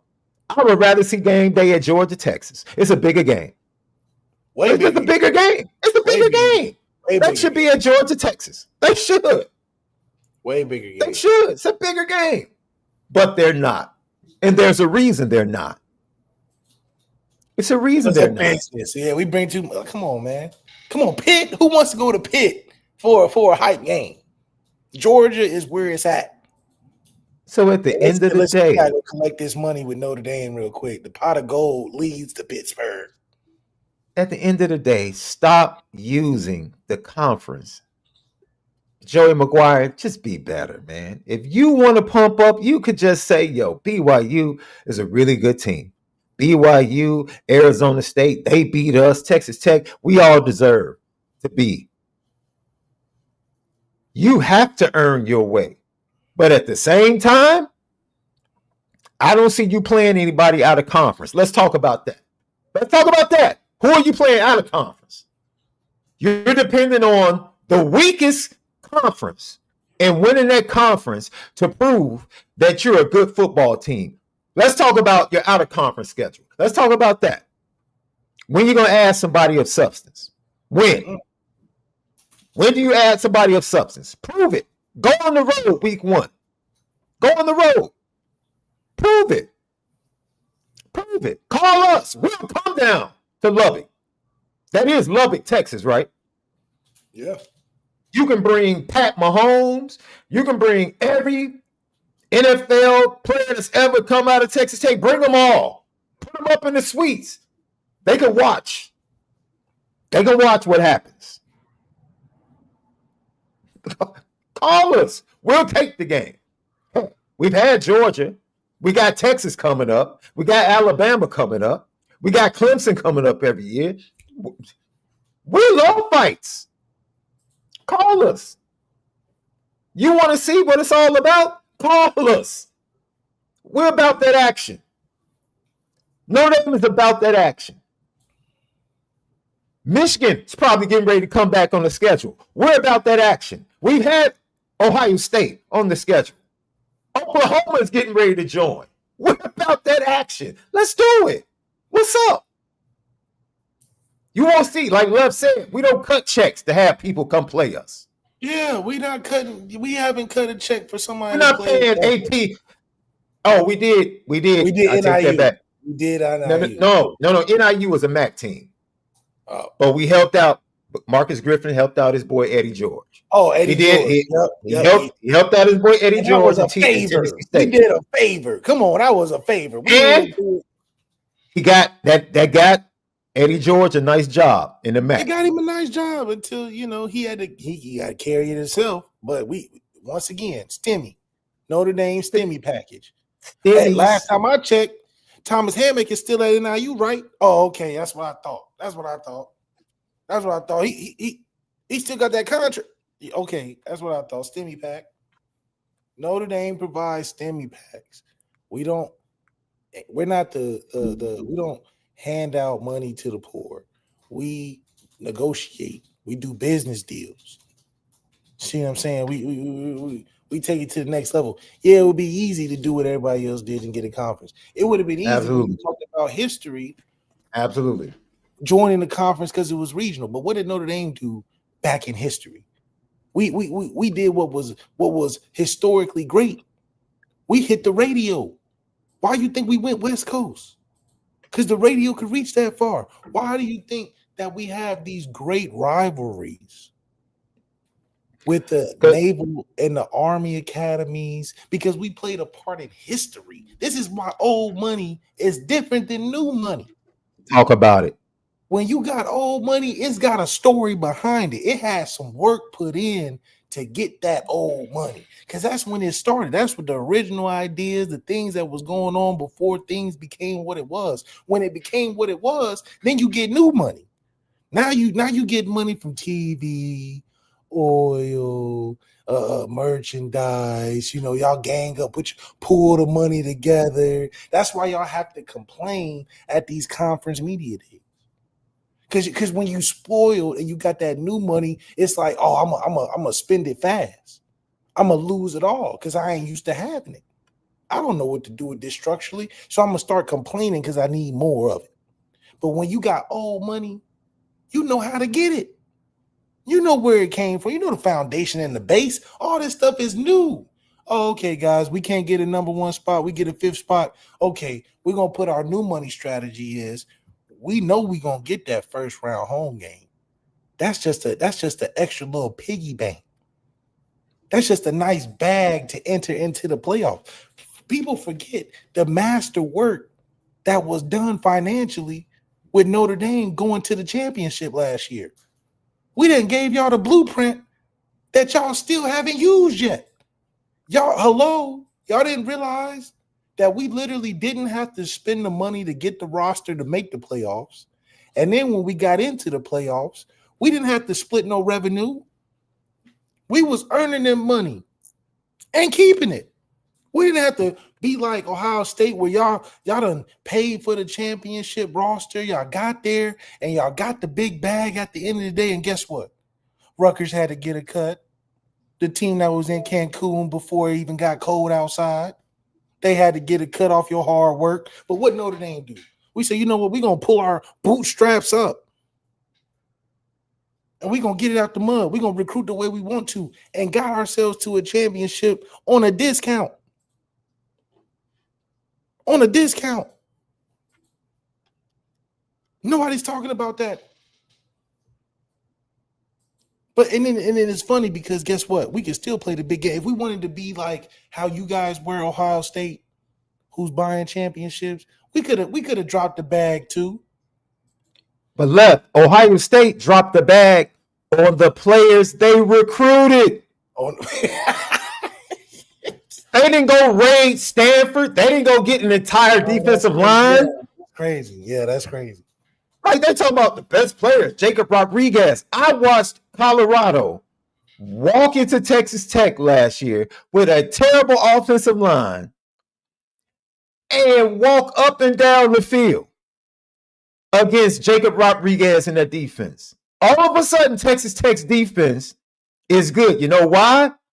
Because the defensive line in the trenches is where games are won. And Jacob Rodriguez, the last I checked, is not a first-round grade in the draft. But David Bailey is. That pass rusher you got from Stanford that you paid goo gobs of money for? Yeah. Talk about it. So, no. It's the reason why you've had the number one recruiting class in the portal the last 2 seasons. It's the reason why. And it ain't your academics. It's not your academics at Texas Tech. I can tell you that. You're spending money to have a competitive roster because you can't do it at Texas Tech, strictly recruiting. You just can't recruit and then retain your guys with your money and then here or there add somebody. No, you went out and got an entire defensive line, because you couldn't get pressure last year and you couldn't protect your linebacker. So I don't care how good he is. If he doesn't have dudes in front of him, doesn't mean anything. And I'll say it again. Their best player on defense is a transfer because he changes everything. Because he pressures the quarterback, sacks the quarterback, and makes life easier for the guys behind him. But it's all business. That's all. Stop looking at this thing. Coach McGuire, stop lying, man. It's not about fairness. It's not about equality. Stop. College football is and has always been about business. And you see what happened to James Franklin speaking on Notre Dame needing to join the conference. What happened to him the next year? The floor fell up under him. The floor fell out from up under him. He was speaking on Notre Dame for no reason. What you saw Marcus Freeman's face. He was looking over like, what? Why you? And see, he was too focused on that. And next year, what happened? The whole thing fell over. So it's like you didn't learn from history, Coach McGuire. Let Notre Dame's independence be what it is. It's a beacon of light for those encouraging those to be like us. I'm trying to think. We played, David Bailey is the best player on their defense. We played Stanford last year when he was at Stanford. Let me see. Look at the stat line. Have like 300 yards. David Bailey had 3 tackles and 1 sack last year against Notre Dame. 3 tackles and 1 sack. Stanford lost 49-7 though. I mean,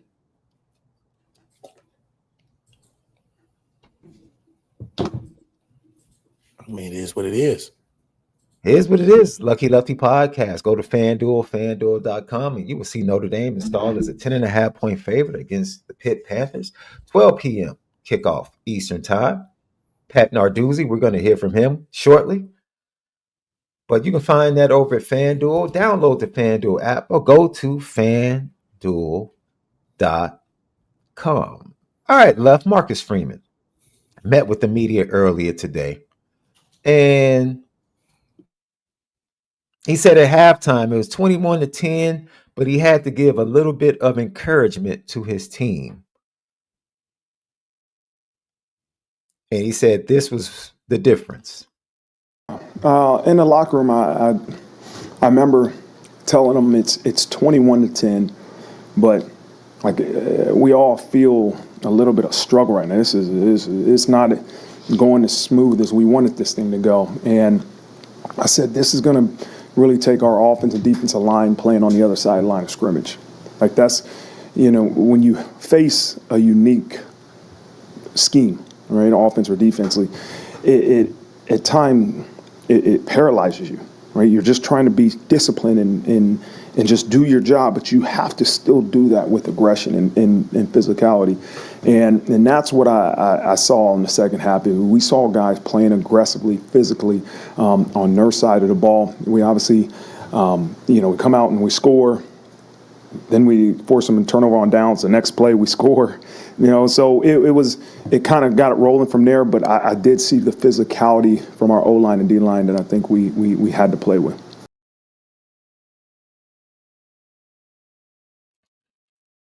I'm glad he said what he said. You know what? It was 21-10, but he's a coach. He knows what to say. Yeah. He's the thermostat for his team. He knows what to say. He knows how things are looking. From the outside looking in, I'm telling you, I was just sitting there saying, okay, it's about to get ugly. It's about to get ugly. Yeah. I just felt it's about to get ugly.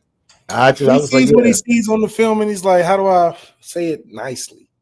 Yeah. And then you add that with what Pat Narduzzi is saying. So both of these head coaches are seeing on film what is the potential issues and what can go right and wrong in this game. So they're just speaking from the heart. Pat Narduzzi saying, hey, these brothers here can score 100 points on us. And we're just going to say we don't care. Marcus Freeman is telling you, hey, I know what I got. I know what I saw on film. I know what we're looking forward to. So it is take that for what you've seen the last couple weeks. Mm-hmm. This regular scheduled programming over here.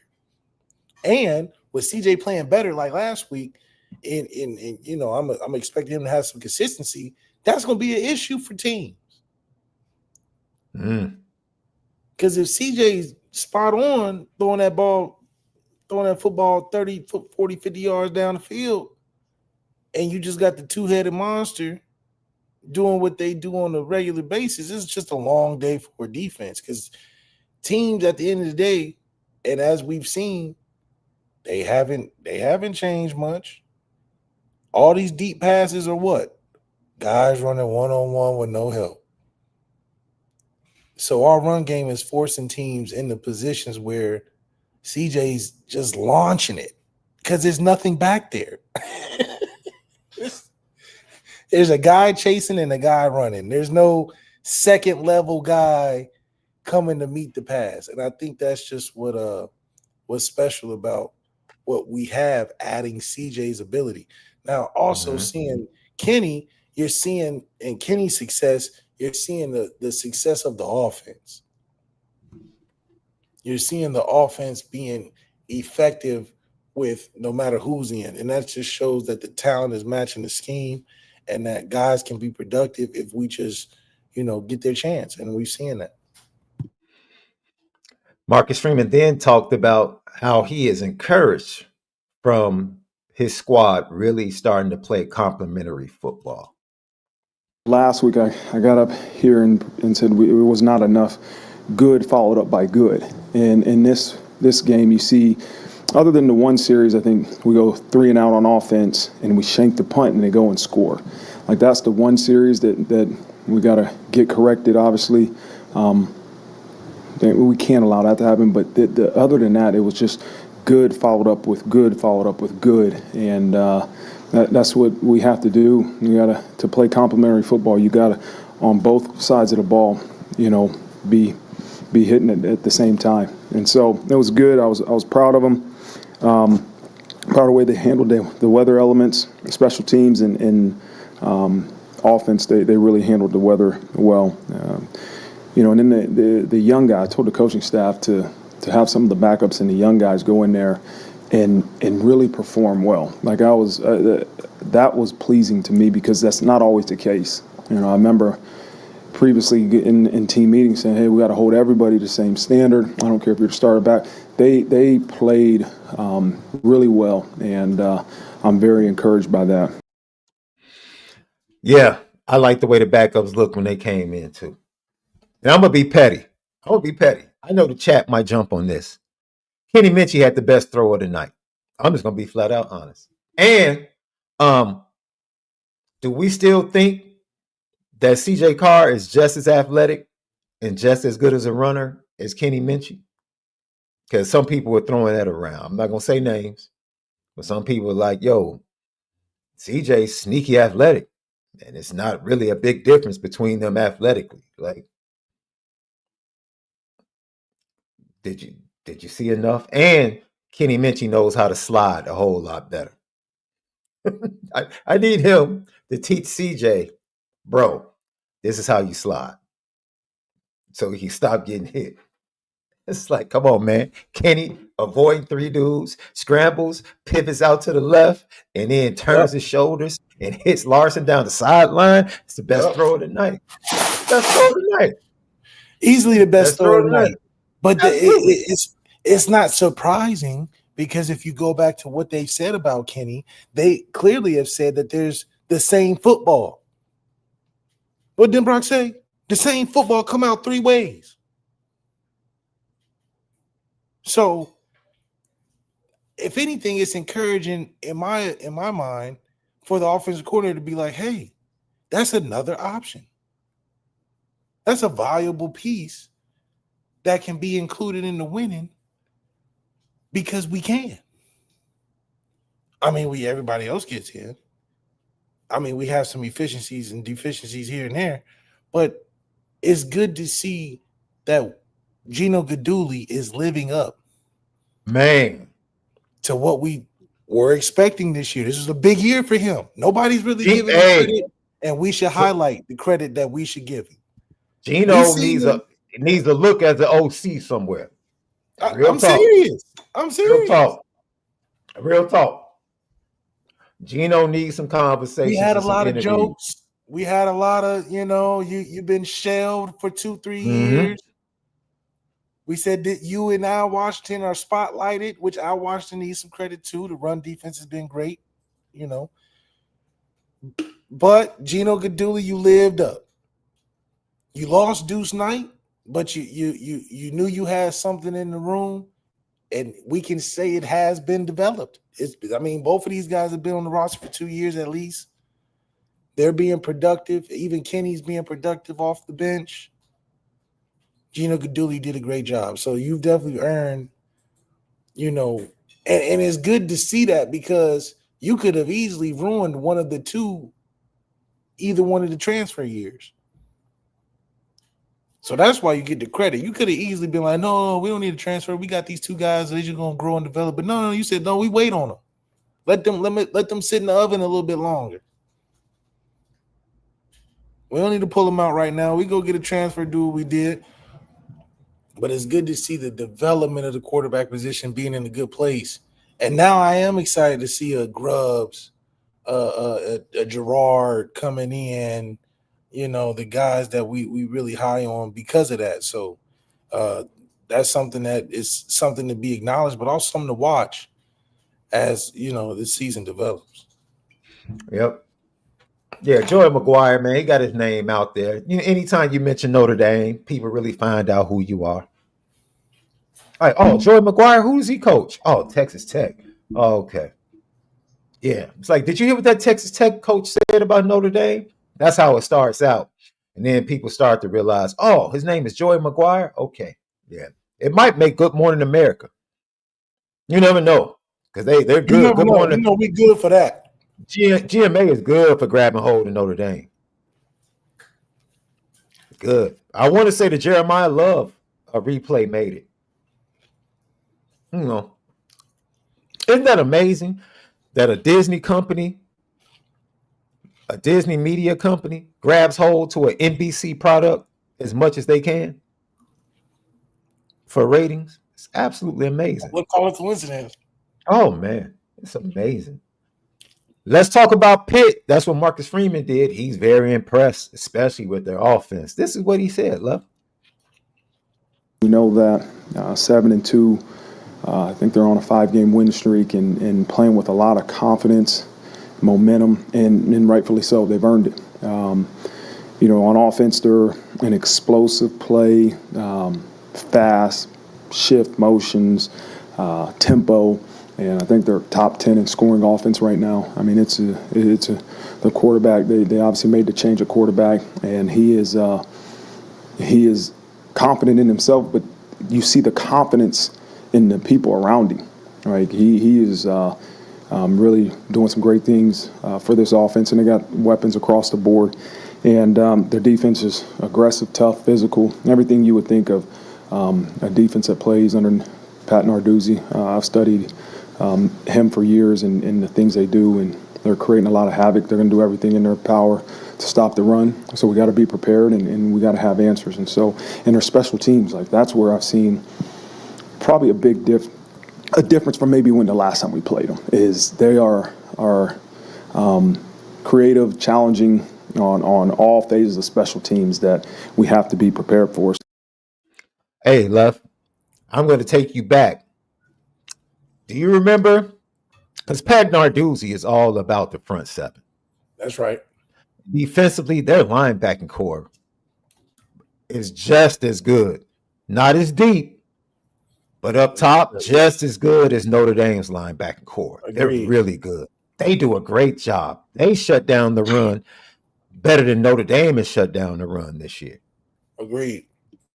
So that is their bread and butter, but that's Pat Narduzzi going all the way back to Michigan State. That's his MO as a DC. That's his defense. And how did Brian Kelly always attack Michigan State? They're going to play us man-to-man. Yeah, pass guys on the outside, Will Fuller. We're attacking them downfield. Isn't that where Bill really started trending against Michigan State that year? When you guys told Coach Kelly and the staff, put him in. Put him in. Yep. This is why Pitt struggles against the pass. This same Pitt team struggles against the pass. Really good stopping the run, but they struggle against the pass. And so it's going to be interesting to see how Mike Denbrock, because teams have had to decide, do we stop the run or do we stop the pass? Pitt is going to have to make the same choice. Honestly, I don't think Pitt has played a team that is going to definitively come in saying, oh, we're running the ball. Yeah. We're running the ball, and we dare you to stop it. Because if you do, if you put extra people in the box to stop it, and you know what I love about CJ? CJ disrespectful, bro. Yeah. I don't know if he's disrespectfful to other defenses or if he's disrespectful to his wide receivers. Because if there is 8-9 in the box and you're running an intermediate route, you're probably the second or third look from CJ. He's looking top down. He's reading big shot down to the smallest shot. Everything else. Everything. Because he doesn't like checkdowns. No. Usually you get the criticism of all he does is look deep. You need to find checkdowns. No. Checkdowns is his enemy. Yeah. I'm taking one-on-ones. And he's putting it in a nice place most of the time. Yeah. Oh, absolutely. Absolutely. His deep ball was much better. Like I said, he probably hits another one to MALIK Fields to get him over 100 yards. He had 4 for 97. I love the way they established him early. Yeah, you're the mismatch. Yes. You're in the game plan. Yes. Do it next week. Yeah, hey, you're gonna put this 5'10" dude on him man to man? Okay. We're going to force you to have to put somebody over the top. Take that safety over there. so we can get this run game going. Absolutely. I absolutely love it. Absolutely love it. But I agree. Heinzel, the new freshman quarterback, gangly, can scramble. Notre Dame is going to have to be very disciplined with the pass rush. Boubacar Traore didn't play against Navy. That was on purpose. You expect him to be able to get after it. Their offensive line is really not that good. I'm not going to say they're not that good. They're a good offensive line, but Notre Dame can get after them. Notre Dame can get after them and really make it difficult for Heinzel in this game and the receivers. Like he said, they use a lot of motion, a lot of trickery. Desmond Reed, running back, they really haven't been able to be as good as they have been running the ball. But there's a lot of promise with this young quarterback. A lot of promise. He pretty much revitalized their season. He really did. When he got his first start against Florida State on the road, went down there, got the big win. They pulled it out. And like Coach Narduzzi said, he believes in this squad. But yeah, they're going to be a good challenge. They're a top 25 team. Really good defense, solid defense. Yeah, this is a game for us where we have to establish our run game being legitimate. Yeah, we can run all day versus these whatever teams, but to do it against a team that's prided on stopping the run, this is where having 250 in the rushing department is important. Not because we have to win necessarily, but it's important to show that we can do it versus a team that's saying, hey, we don't allow that on our defense. Like, dude, once again, they started out the season against Duquesne and Central Michigan. Then they lost to West Virginia, who, by the way, let me tell you something, boy. Let me tell you something, though, boy. I'm gonna keep it a buck because I don't have to wait. I know what I saw on Saturday. That cat Juju is gonna be the real deal, boy. That cat Juju. Juju. Yes, sir. I care nothing about Colorado, especially this season. Yeah. If they get him some protection, he gonna be all right. Yeah. Moving forward, Juju is gonna be the real deal. He might save Prime's job, and I think Prime knew that. That's why he didn't rush. Do you think Prime getting blown out if he didn't know this?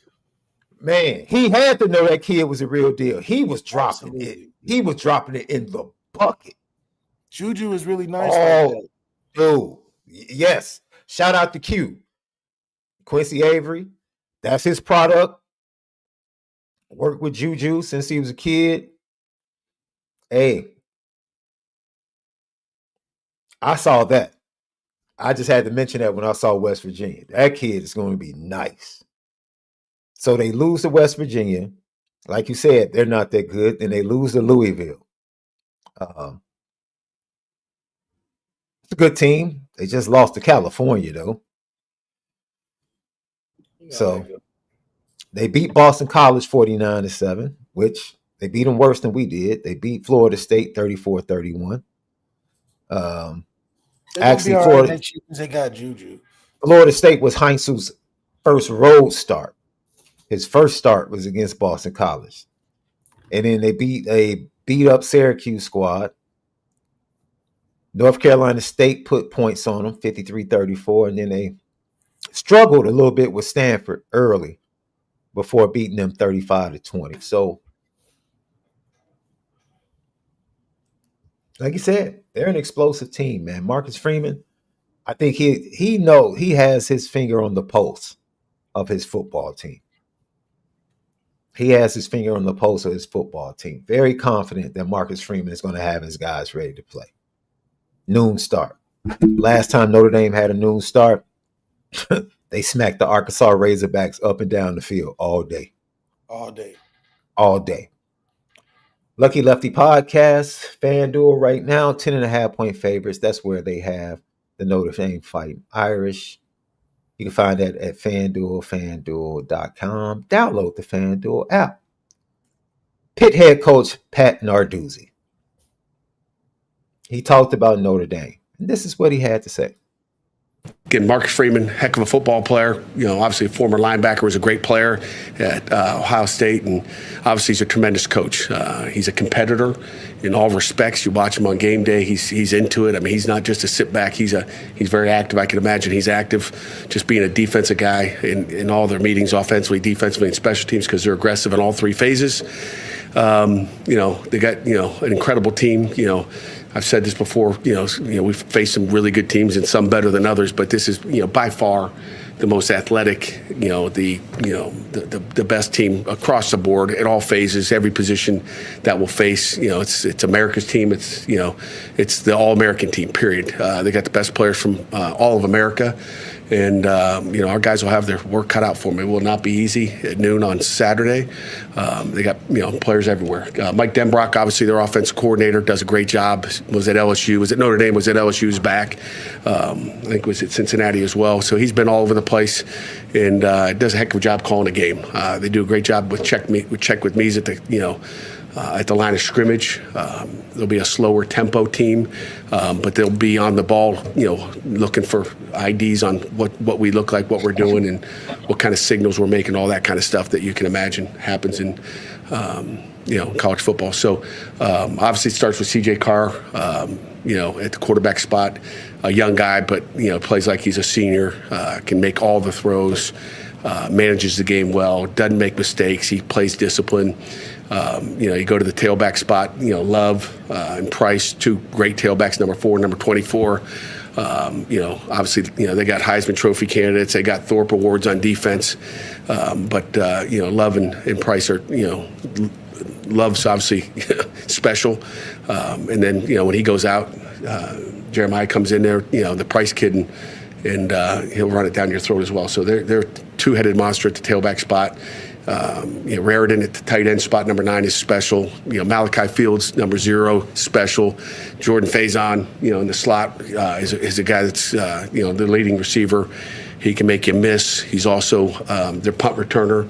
And then defensively, I could just keep going on and on about all the names that are out there, but they're special everywhere. Front 7, they got probably the Thorpe winner at corner, number 15, Leonard. So they're special across the board. And special teams, they're aggressive on special teams. I mean, coordinator does a great job there as well, and they're going to run reverses on kickoff. They have since North Texas when he was there, gone far back as 3 jobs ago to see the reverses they did then.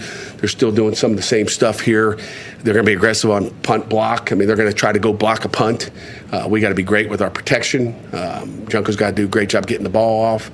And the return game is special. I mean, Price is back there for kickoff returns, Faison's punt returner. I mean, they got dudes everywhere, and they play a lot of starters on special teams. So, questions?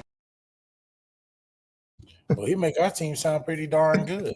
Hey, boy, I tell you what, he knew the names. I tip my cap. They're the first head coach that didn't just mention numbers. He knew the numbers, the names, the awards they're semifinalists for. He knew everything. He had made one mistake. He said it starts with C.J. Carr. I understand why he says it. But we know the offense starts with the running backs. Yeah, he's trying to trick us. He's trying to trick us into let Denbrock think, let CJ have 40 attempts in a game. Let's take the ball out of Jeremiah's hands. Was his hype job better than what was the Syracuse head coach before Fran Brown? Do you remember when Notre Dame went up there a couple of years ago? And what was the previous head coach's name? Why am I drawing a blank? I almost wanted to call him Dabo,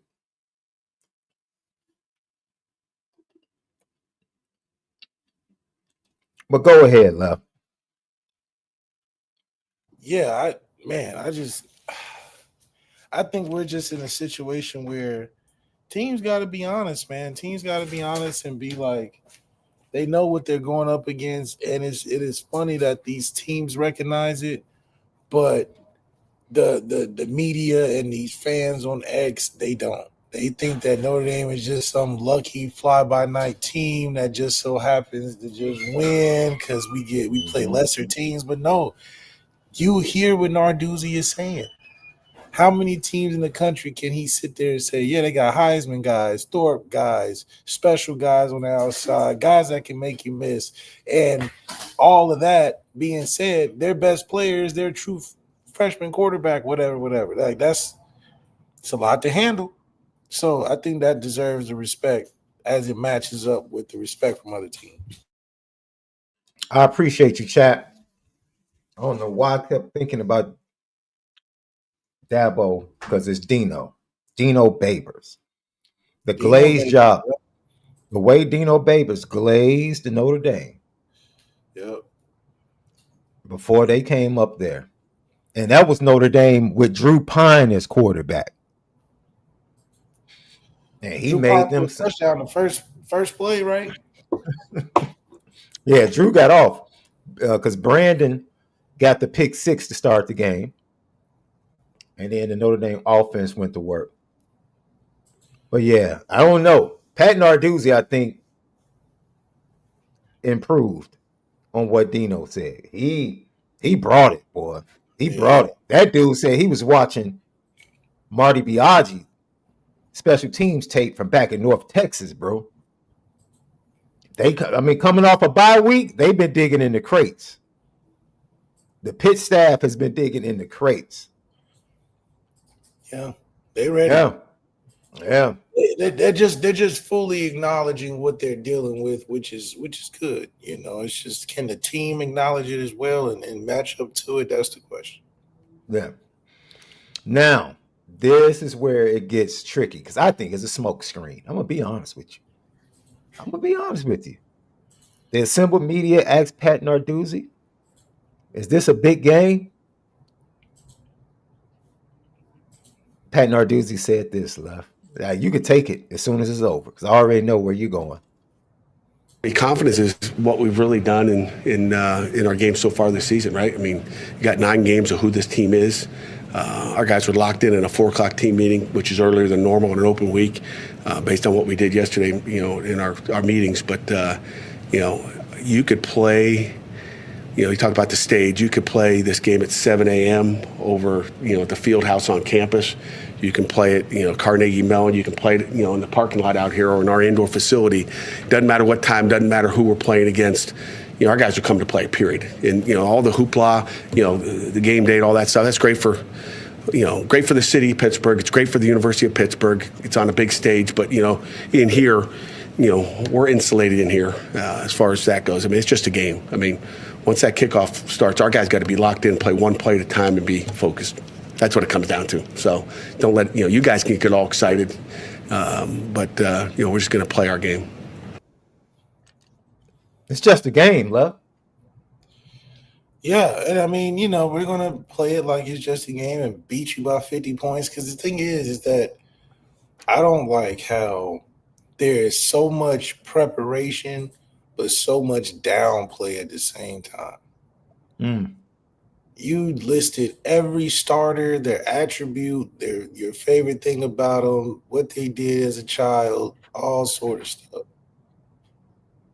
And then you turn around and say, "Oh, it's just a game. We've been playing good all year. It's just a game, like whatever." Like that's just so disingenuous. And maybe that's you selling the fight.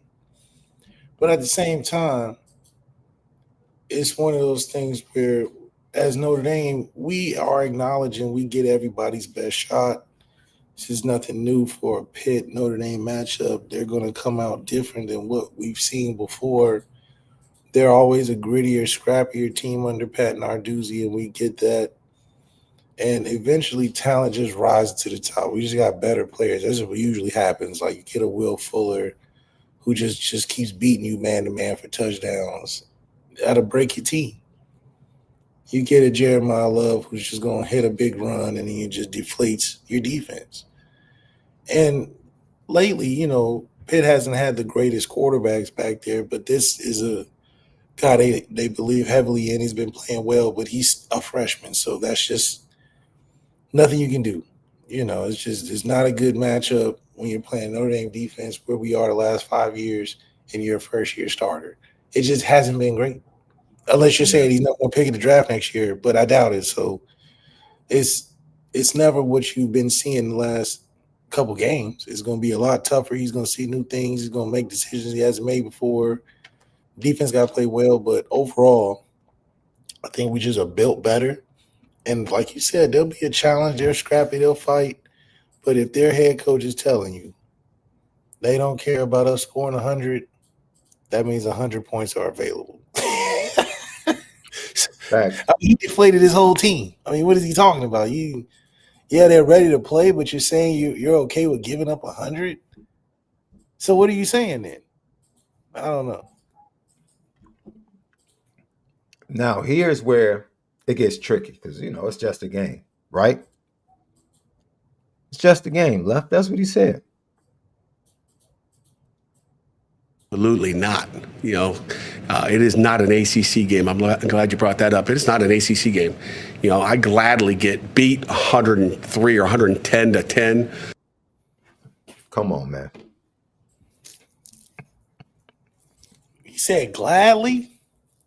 Gladly. Like he would glad. What type of competitor would gladly get beat 103 to 10? Like this is, come on. And game day's coming to this. Game day's coming to a place where the head coach of the other team says they're gladly willing to put 100 points on the score. Not even know, like, I don't care if we lose by double digits. You said triple digits. Like, you really don't care for real. Okay. All right. And I understand he's trying to get a point across, but the exaggeration is really kind of like a peek into his psyche about this game. I really believe that. It's a peek into his psyche about this game. And if he's feeling that way, who's to say his players don't feel like, hey man, if it doesn't go well early, then we still got the ACC championship game. We still got big games. We still got Miami on our schedule. What? Coach Narduzzi, that's wild, bro. It's wild. That's wild. In that game, they can put 100 up on us as long as we win the next two after that. But again, our focus is on Notre Dame and getting as many wins as we can. No, it's not on Notre Dame. Not at all. If you're talking about the next two games, you said as long as we win the next two, which means that this game is inconsequential. Is who cares? You're not gonna get too mad over it. You know what you're facing and what you're not ready to beat. So don't say because you just copped out. You said we're trying to focus on getting as many wins as we can. We don't care if they give us 100 points on the board as long as we win next two. Don't say, and after all of that, we're just focused on Notre Dame. No, you're not. You're 100% focused after this game. You just want to play good, not get your good guys hurt. That can win you the next two games. So I won't be surprised, Irish fans, to see them call it quits if it gets out of hand early. That's all I'm saying. Something has been sown through the preparation and the words that, hey, don't get too down on yourself or too distraught. Navy was saying the same thing. Their coaching staff coached the same way. They held out their best player because of the same reason. The same reasons. I'm like, man. He told you, he's like, listen, as long as we win the next two, he took it to the next level and said, I don't even care if they get 100 on us. Who says that as a competitor, like you say? Why? It's that you don't mind going through that much of an embarrassing loss. That's what you're telling your team. Hey, team, it's all right to give up. Don't get too down on yourself. They start blowing us out. We just got to focus on the next 2 weeks. You might as well just take another bye week. You said it's funny because you said this is great for the University of Pittsburgh. This is great for the city of Pittsburgh. You didn't say it was great for your team because you know what your team about to get. You know what that team about to get. You said the city is good for the city, but the team ain't good for the team. No. Facts. So I'm expecting them to sit out their guys early. Number 3, the linebacker, he'll be done by halftime, provided we do what we're supposed to do. But they're looking to pack it in as soon as they can. So put the money on Notre Dame. It ain't no upset happening. He just told you wasn't no upset happening because they focused on the next 2 weeks. Because it doesn't even sound like if they win, it matters. Man. So I don't even know what they coming out here for.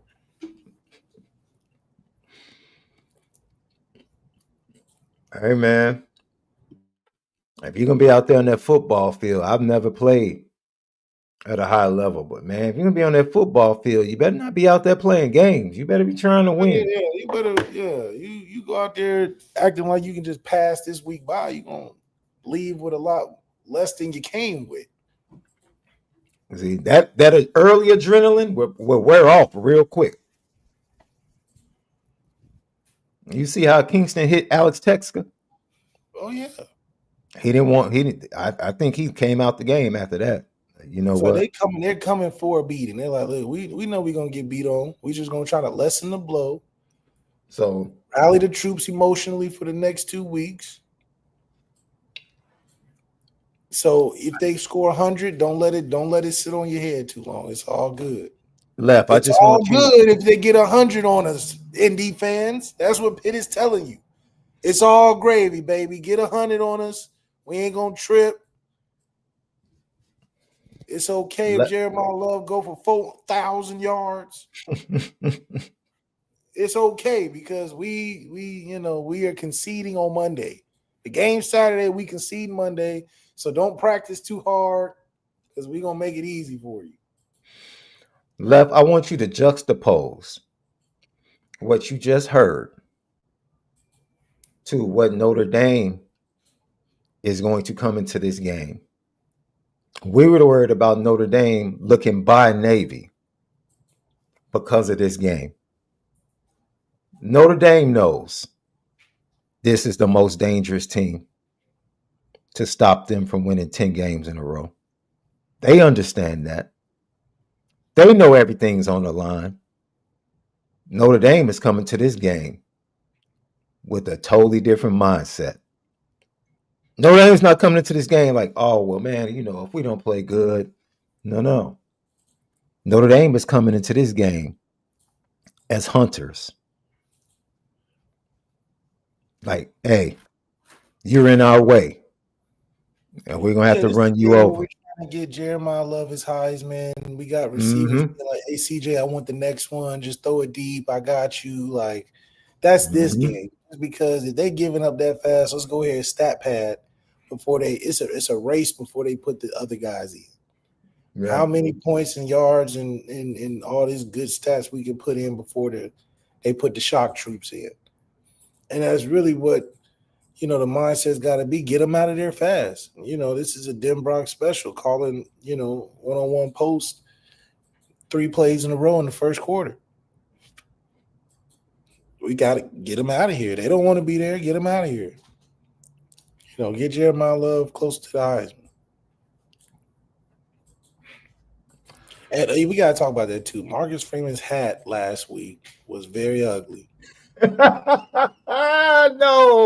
Love, don't do that to Coach. They did my coach. They did. Don't do that to Coach. Why would they leave him on camera like that? What a tacky hat. It was a tacky hat. It didn't match the fit. It was very, very, very ugly. It was an ugly hat. Maybe it was the only waterproof rain hat in storage, but then that's terrible on the fitting staff. I don't think Coach. I think they lay out the outfit that they want him to promote. Don't tell me he chose it. Don't tell me he chose it. Don't tell me. No, I'm going to venture to say I don't think. I think he probably walks in the office and they give him some choices. That choice was terrible. Yeah. And the fact that they gave him the close-up halftime sideline, no. Chaos Among Us says, bro, I love that hat. It was ugly. It was green on green. Come on. With the Oh, white wait a and the minute. navy? No. Come on. Okay. Okay. I see what you're saying. It was the wrong hat. It didn't match Wrong the fit. It combination. was too Okay. big. It was too big. Ugly logo. The color, I don't get the green on green. For what? Terrible outfit choice. I mean, it just ruined the whole outfit. I was distracted from the interview. I don't even know what he said. All I could think about was that ugly hat. And it's a shame because his You are style really is going hard. His hat, bro. because why are you putting our head coach on the he's the number one fashionable coach in college football. Facts. And you gonna do his hat like that? That's the main piece. And I'll give it the benefit of the doubt because he usually rocked the fresh edge up from Julio, but it was raining. Right. So he couldn't rock the fade. The emergency fashion team wasn't prepared for all situations. They didn't game plan this week. They didn't look at the weather report and saw that the rain may or may not come, so the hat's got to be right. That was probably a hat they just found in the cabinet because it started raining because they were unprepared. That's like you said, that was top down. It's top down. It's not Marcus Freeman's fault. It's an organizational problem. So we gotta, be prepared for all situations.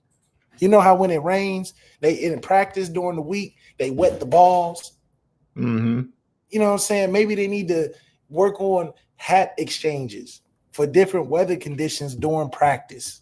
You know, you got the water girls. I need a hat girl for Marcus Freeman because we can't accept that as the leading fashion coach of college football. Left. Was it that bad though, Left?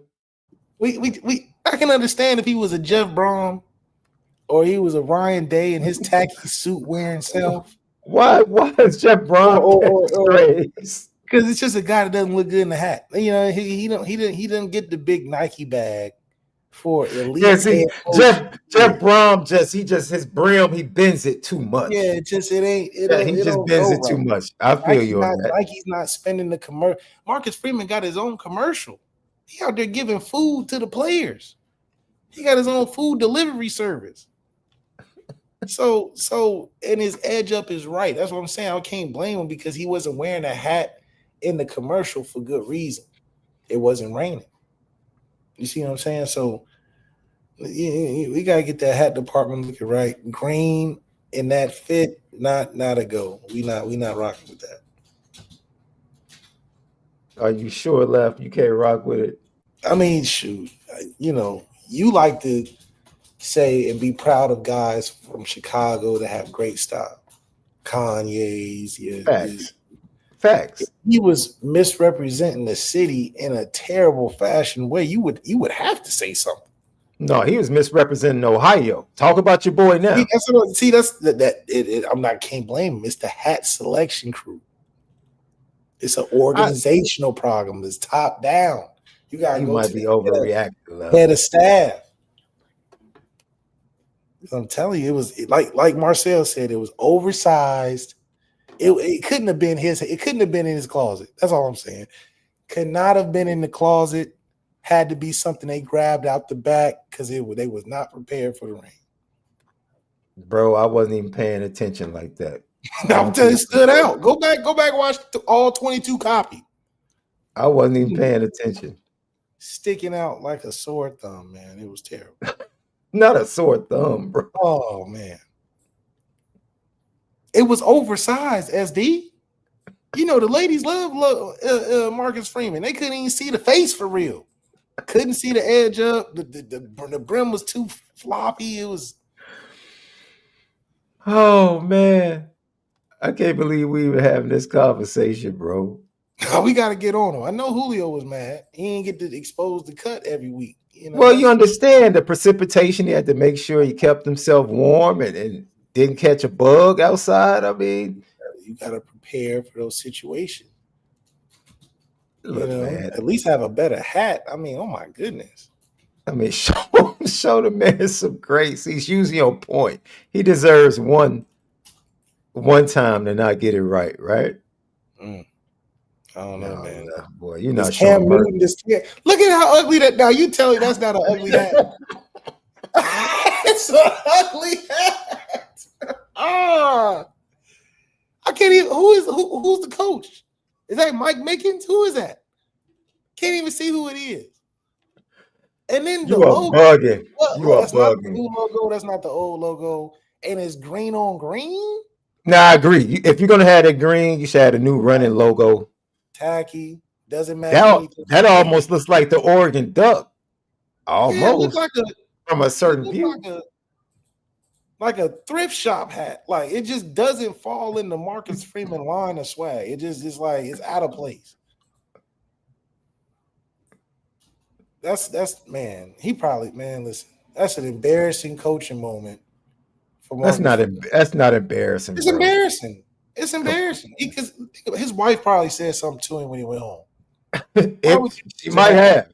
Yeah, she might have said, babe, that wasn't the right hat. Who gave you that one? Yeah, like they need a Lucky Lefty hat. That's what they need. I would put it with that. Put the Lucky Lefty hat on. We get a green and blue edition or something. And then it's just, is it a fitted? Is it a snap? It's just ugly. It's no structure to it. It wasn't until you guys mentioned it in the chat and Malik mentioned it. I guess it is a little bit big. Big? I mean, the headset usually comes down a little bit on the hat. Like, just. Oh, man. You are a fool, boy. Yeah. Only left will put Coach on the petty train. You can't even buy that hat. It's so ugly. It's so ugly. You can't even buy the hat. You can't find it nowhere. Hey, you can find all the new swag is at Dick's Sporting Goods, at least up here in Chicago. They give you a taste. Yeah, Dick's Sporting Goods in the Midwest has the Notre Dame new running football logo and the crew neck and the hoodie. I don't know why Under Armour doesn't have Notre Dame players in the commercials. I mean, we're their biggest rep. We've already talked about. Yeah, they don't want to make no money. They don't like money. No. They don't like money over there. They want to be a small time company. I still say the best merch, Notre Dame merch, was always Champion. When Champion was doing the Notre Dame sweaters. Yeah. Those classic Notre Dame, the stuff that Lou Holtz used to wear on the sideline. Yeah, for sure. Vintage. I will say Coach Freeman just makes it look better though. But they need to come out with some trousers for him. Some nice knitwear. How old are you? The trousers. Man, need to get some knitwear. He said knitwear and trousers. Yeah. This is wild. If they wanted to make some money, we just saying if Under Armour wanted to grow as a company, put an ND, man, tell you. Man. This has been a great show, boy. It started off on some weird stuff. Yeah. Thanks for the super chat, though, but good grief. It started out on some weird stuff, man. I'm just going to chalk it up to a bad day. You know what I'm saying? I'm just going to do. I guess I can't answer for you. And why Saturday and Sunday night didn't happen. I can't answer for you, Left. The brother talking about DEI. I wonder what happened to get that going. Man. Dude, I mean, you want me to have a discussion about DEI on a Notre Dame podcast? We talk about everything. I don't know what happened. I'm like, oh, and it's different, but it's obvious that he's against DEI. Clearly. Obvious he was raging on,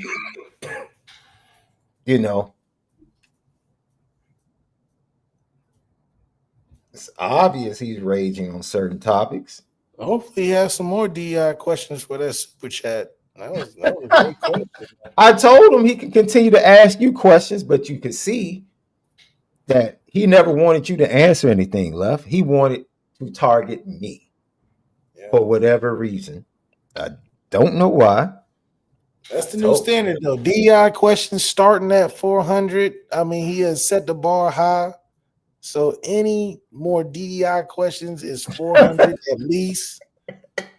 and they can go from there. I mean, he raised the bar high. I gotta give it to him.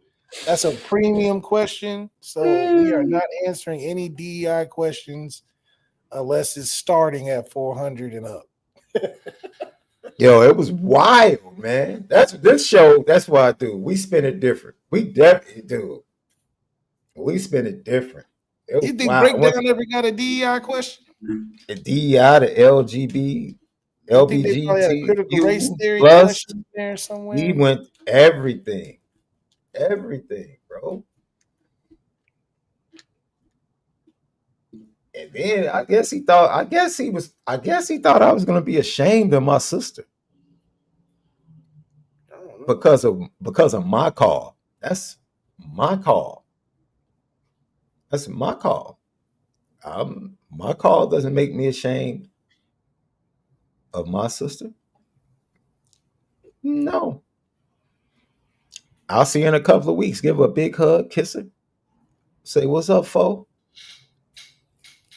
That's what we call each other. That was funny, man. Yeah, today was, man. But it turned out to be an absolute amazing show because we talked about Joey McGuire and the hatred coming from the Big 12 fans. How many national championships in that conference? Not a lot. I think BYU shared one a long time ago. But yeah, not too many. And starting your season off with UAPB and having the nerve to mention Notre Dame and scheduling. It's just weird. And then we heard from Marcus Freeman talking about Pitt, talking about how he is encouraged by his team, complimenting each other on both sides of the ball and playing well and stacking series. And then we heard from Pat Narduzzi copping a plea, man. Did a great job talking about how great Notre Dame is, but just strangely enough, the man said, and I quote, "They can beat us 103-10.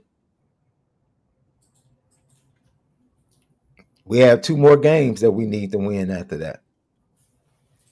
Yeah, that's it's like my score prediction will be 100-10.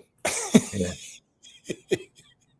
Looks like they're gonna give us 100. We're gonna take 100. My game prediction early on a Monday is 103-14. Yeah, man. You can beat us 103-10. We don't care. Like word. Oh, I just checked this morning. Since we've been on the show, it has gone up left. You were prophetic. What did you say? You said they heard Narduzzi, and Vegas was like, pump that up. Notre Dame is now an 11.5-point favorite. I told you. Notre Dame is now an 11.5-point favorite. Vegas heard Pat Narduzzi earlier. They said, "Oh hell no!" Yeah, they said, "Oh, we raising that thing up. We ain't about raise that up. Raise that up." Yeah, and we're gonna listen to his Thursday press conference. Yeah, and we listen to Thursday. We gotta tune in to you now because you done gave out all type of bad signals.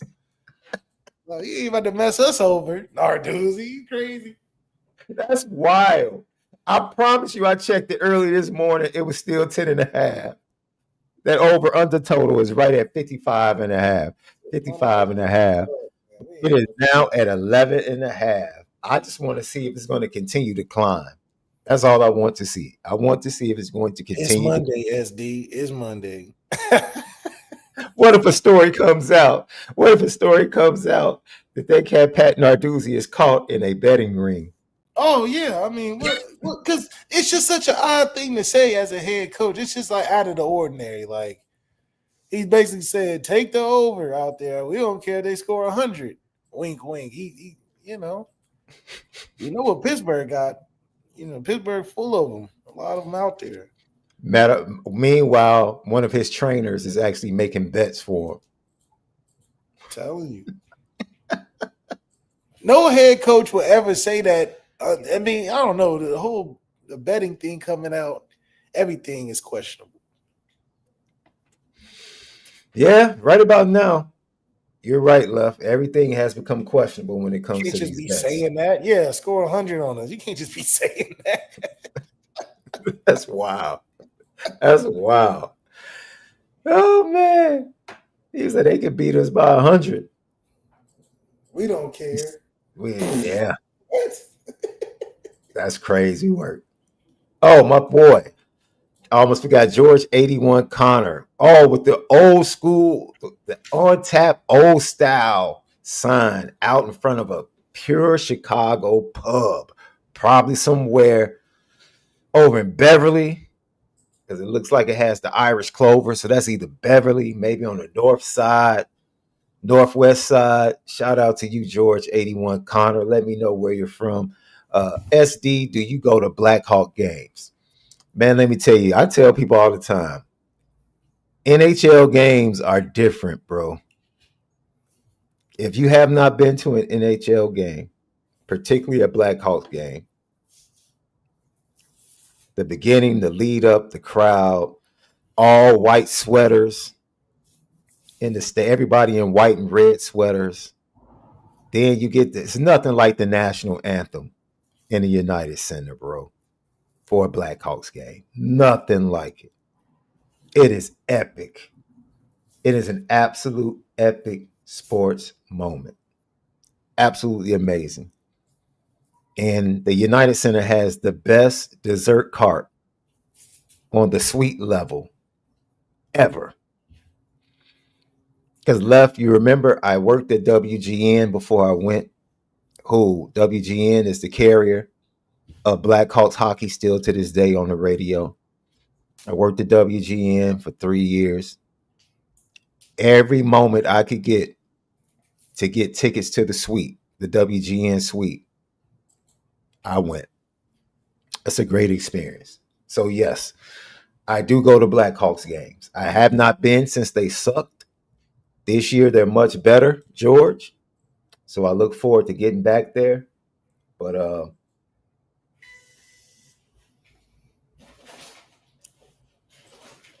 no, Gino, we haven't made the announcement yet.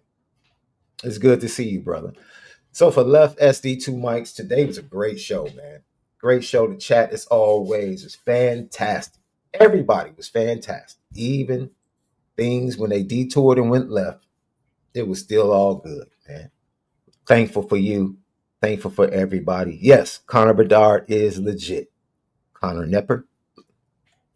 Yep. And Left, did you see how my boy led them back against the Giants yesterday? 6-3, baby. 6-3 Left. Good now. Got a better record than them little Jaguars down there. Listen, they're going through a transition without Travis. So that's what it is. It's a transition. It's a transition. Your boys in Cincinnati going through a transition too. Well, Joe Burrow's hurt. So. Who did the Bengals just lose to last Sunday? The non-Joe Burrow team. Hey, we love y'all, man. We'll see you tomorrow. Another edition of Lucky Lefty. Have a great evening, but make sure you spend it different.